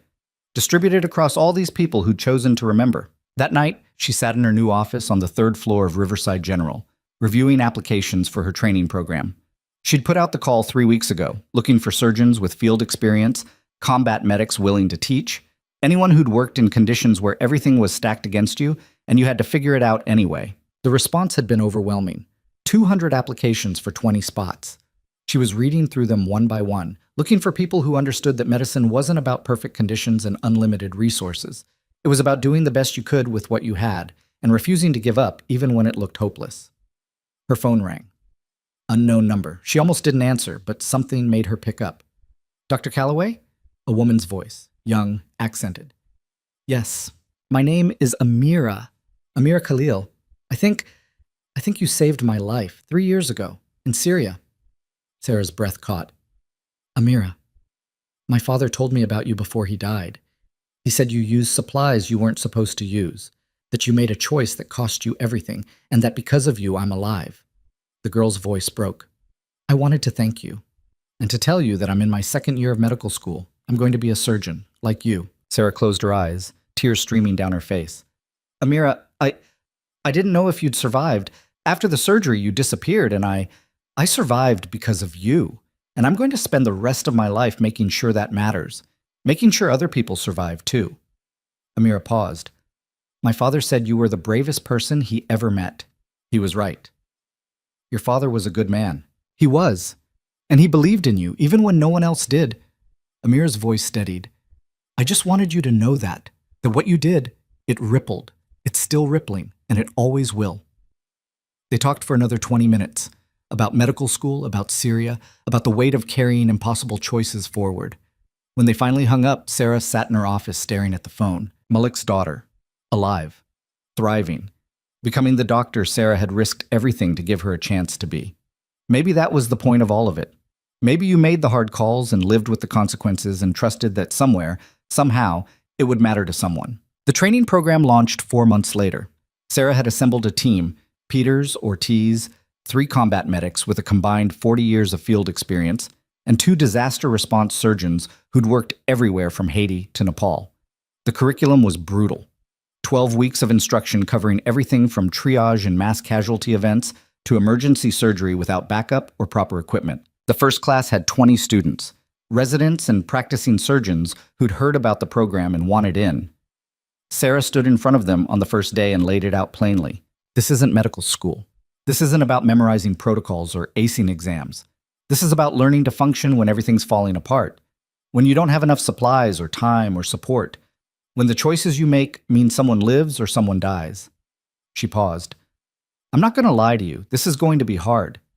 You're going to see things that haunt you, make calls that keep you up at night, and you're going to carry that weight for the rest of your career. One of the students, a resident named Jackson, raised his hand. So why do it? Sarah met his eyes. Because someone has to. Because people are dying in places where the system has failed them, and they need doctors who know how to function anyway. Because I've been there. I've made those calls, and I've seen what happens when good people refuse to give up, even when everything says they should. She told them about Syria, about the convoy, about the choice she'd made and the 3 years of hell that followed. She told them about Mallory and Voss and the corruption that had cost 6 soldiers their lives. And she told them about Amira, about the girl who was alive because Sarah had refused to let protocol override conscience. You're going to make impossible choices, she said, and some of them are going to haunt you. But if you walk away from this program knowing how to save one more life than you would have otherwise, if you can look at a situation where everyone says it's hopeless and find a way forward anyway, then it's worth it.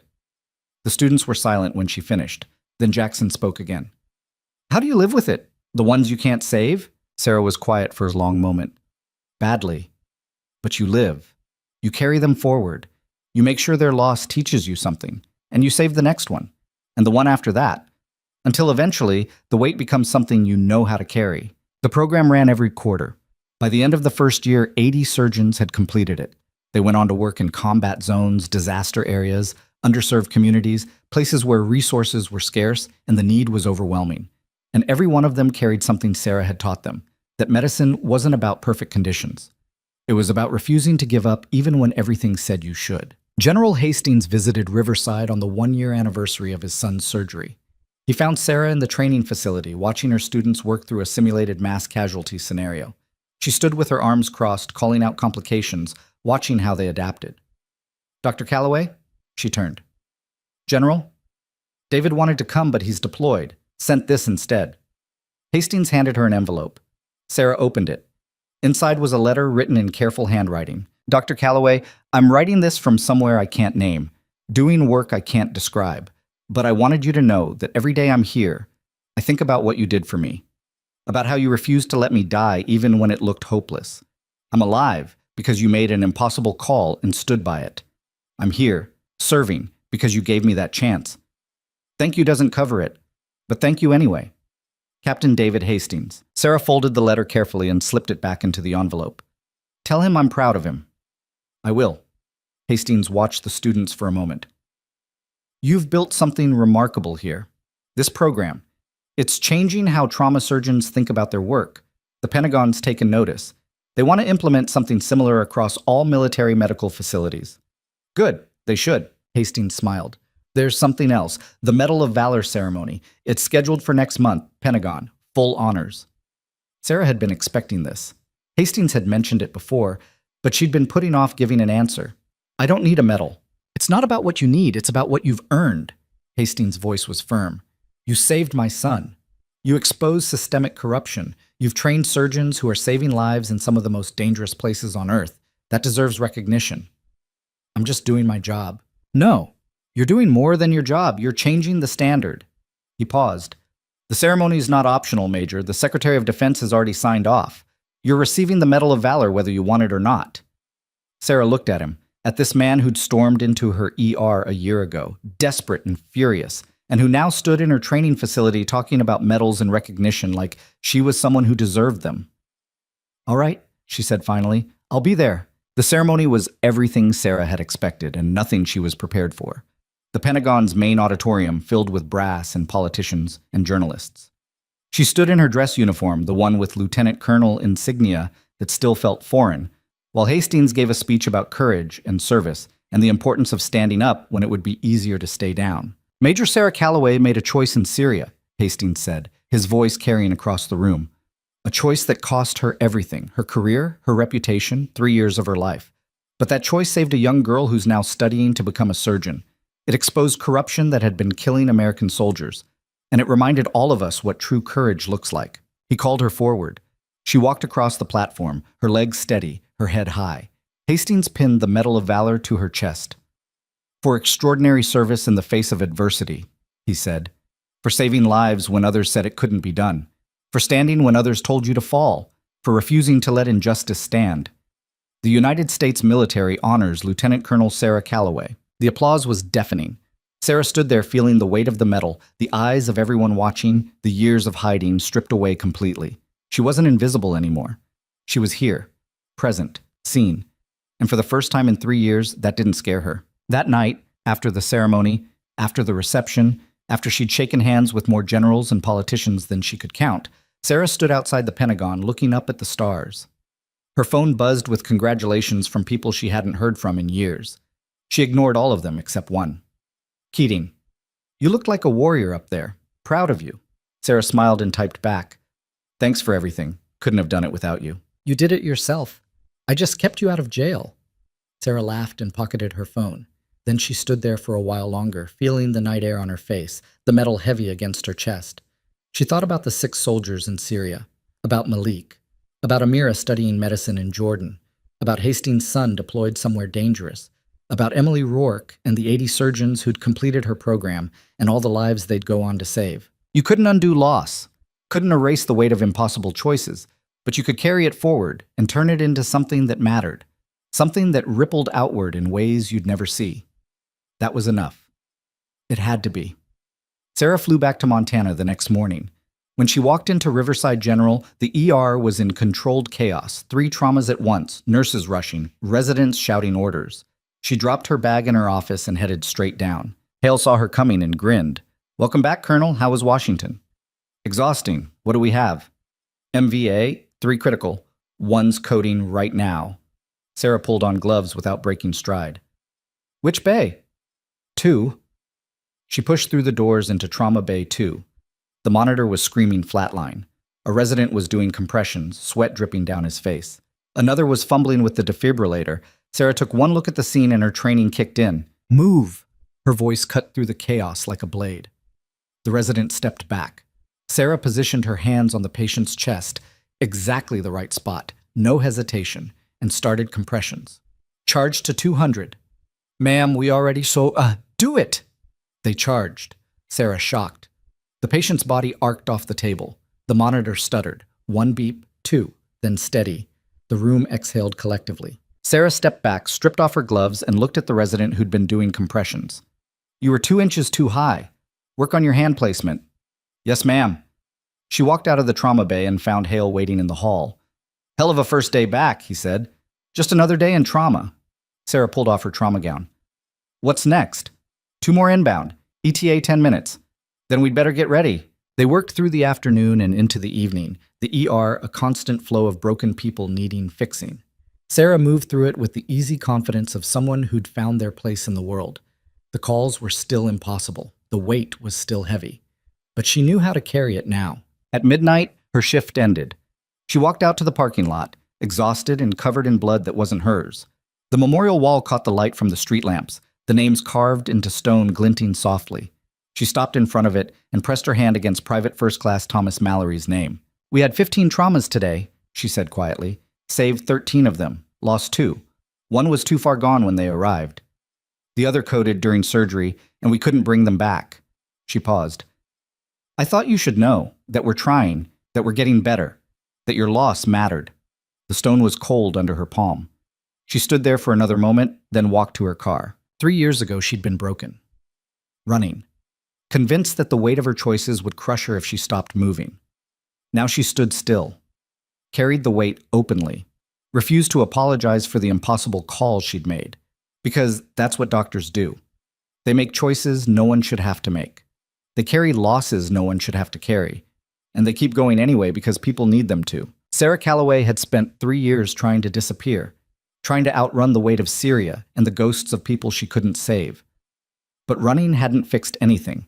It had just made her invisible. Now she was visible. Undeniably, irrevocably visible. And she'd learned something that no medal or recognition or vindication could teach. You don't save everyone. You can't. The system fails. Resources run out. People die despite your best efforts. But you save the ones you can. And you carry the ones you couldn't forward, so their loss means something. So it teaches you to be better, to fight harder, to refuse to give up even when everything says you should. That was the lesson. That was the weight. That was the price of choosing to matter. And Sarah Calloway had finally stopped running from it. She drove home through empty streets, the medal still in her dress uniform hanging in the back seat, the memory of 13 lives saved pressing gently against the 2 she'd lost. Tomorrow, there would be more traumas, more impossible calls, more weight to carry. But tonight, for the first time in 3 years, Sarah Calloway went to sleep knowing exactly who she was and what she was meant to do. She was a surgeon, a teacher, a woman who'd been broken and refused to stay that way. She was someone who mattered, and that finally, completely, undeniably, was enough.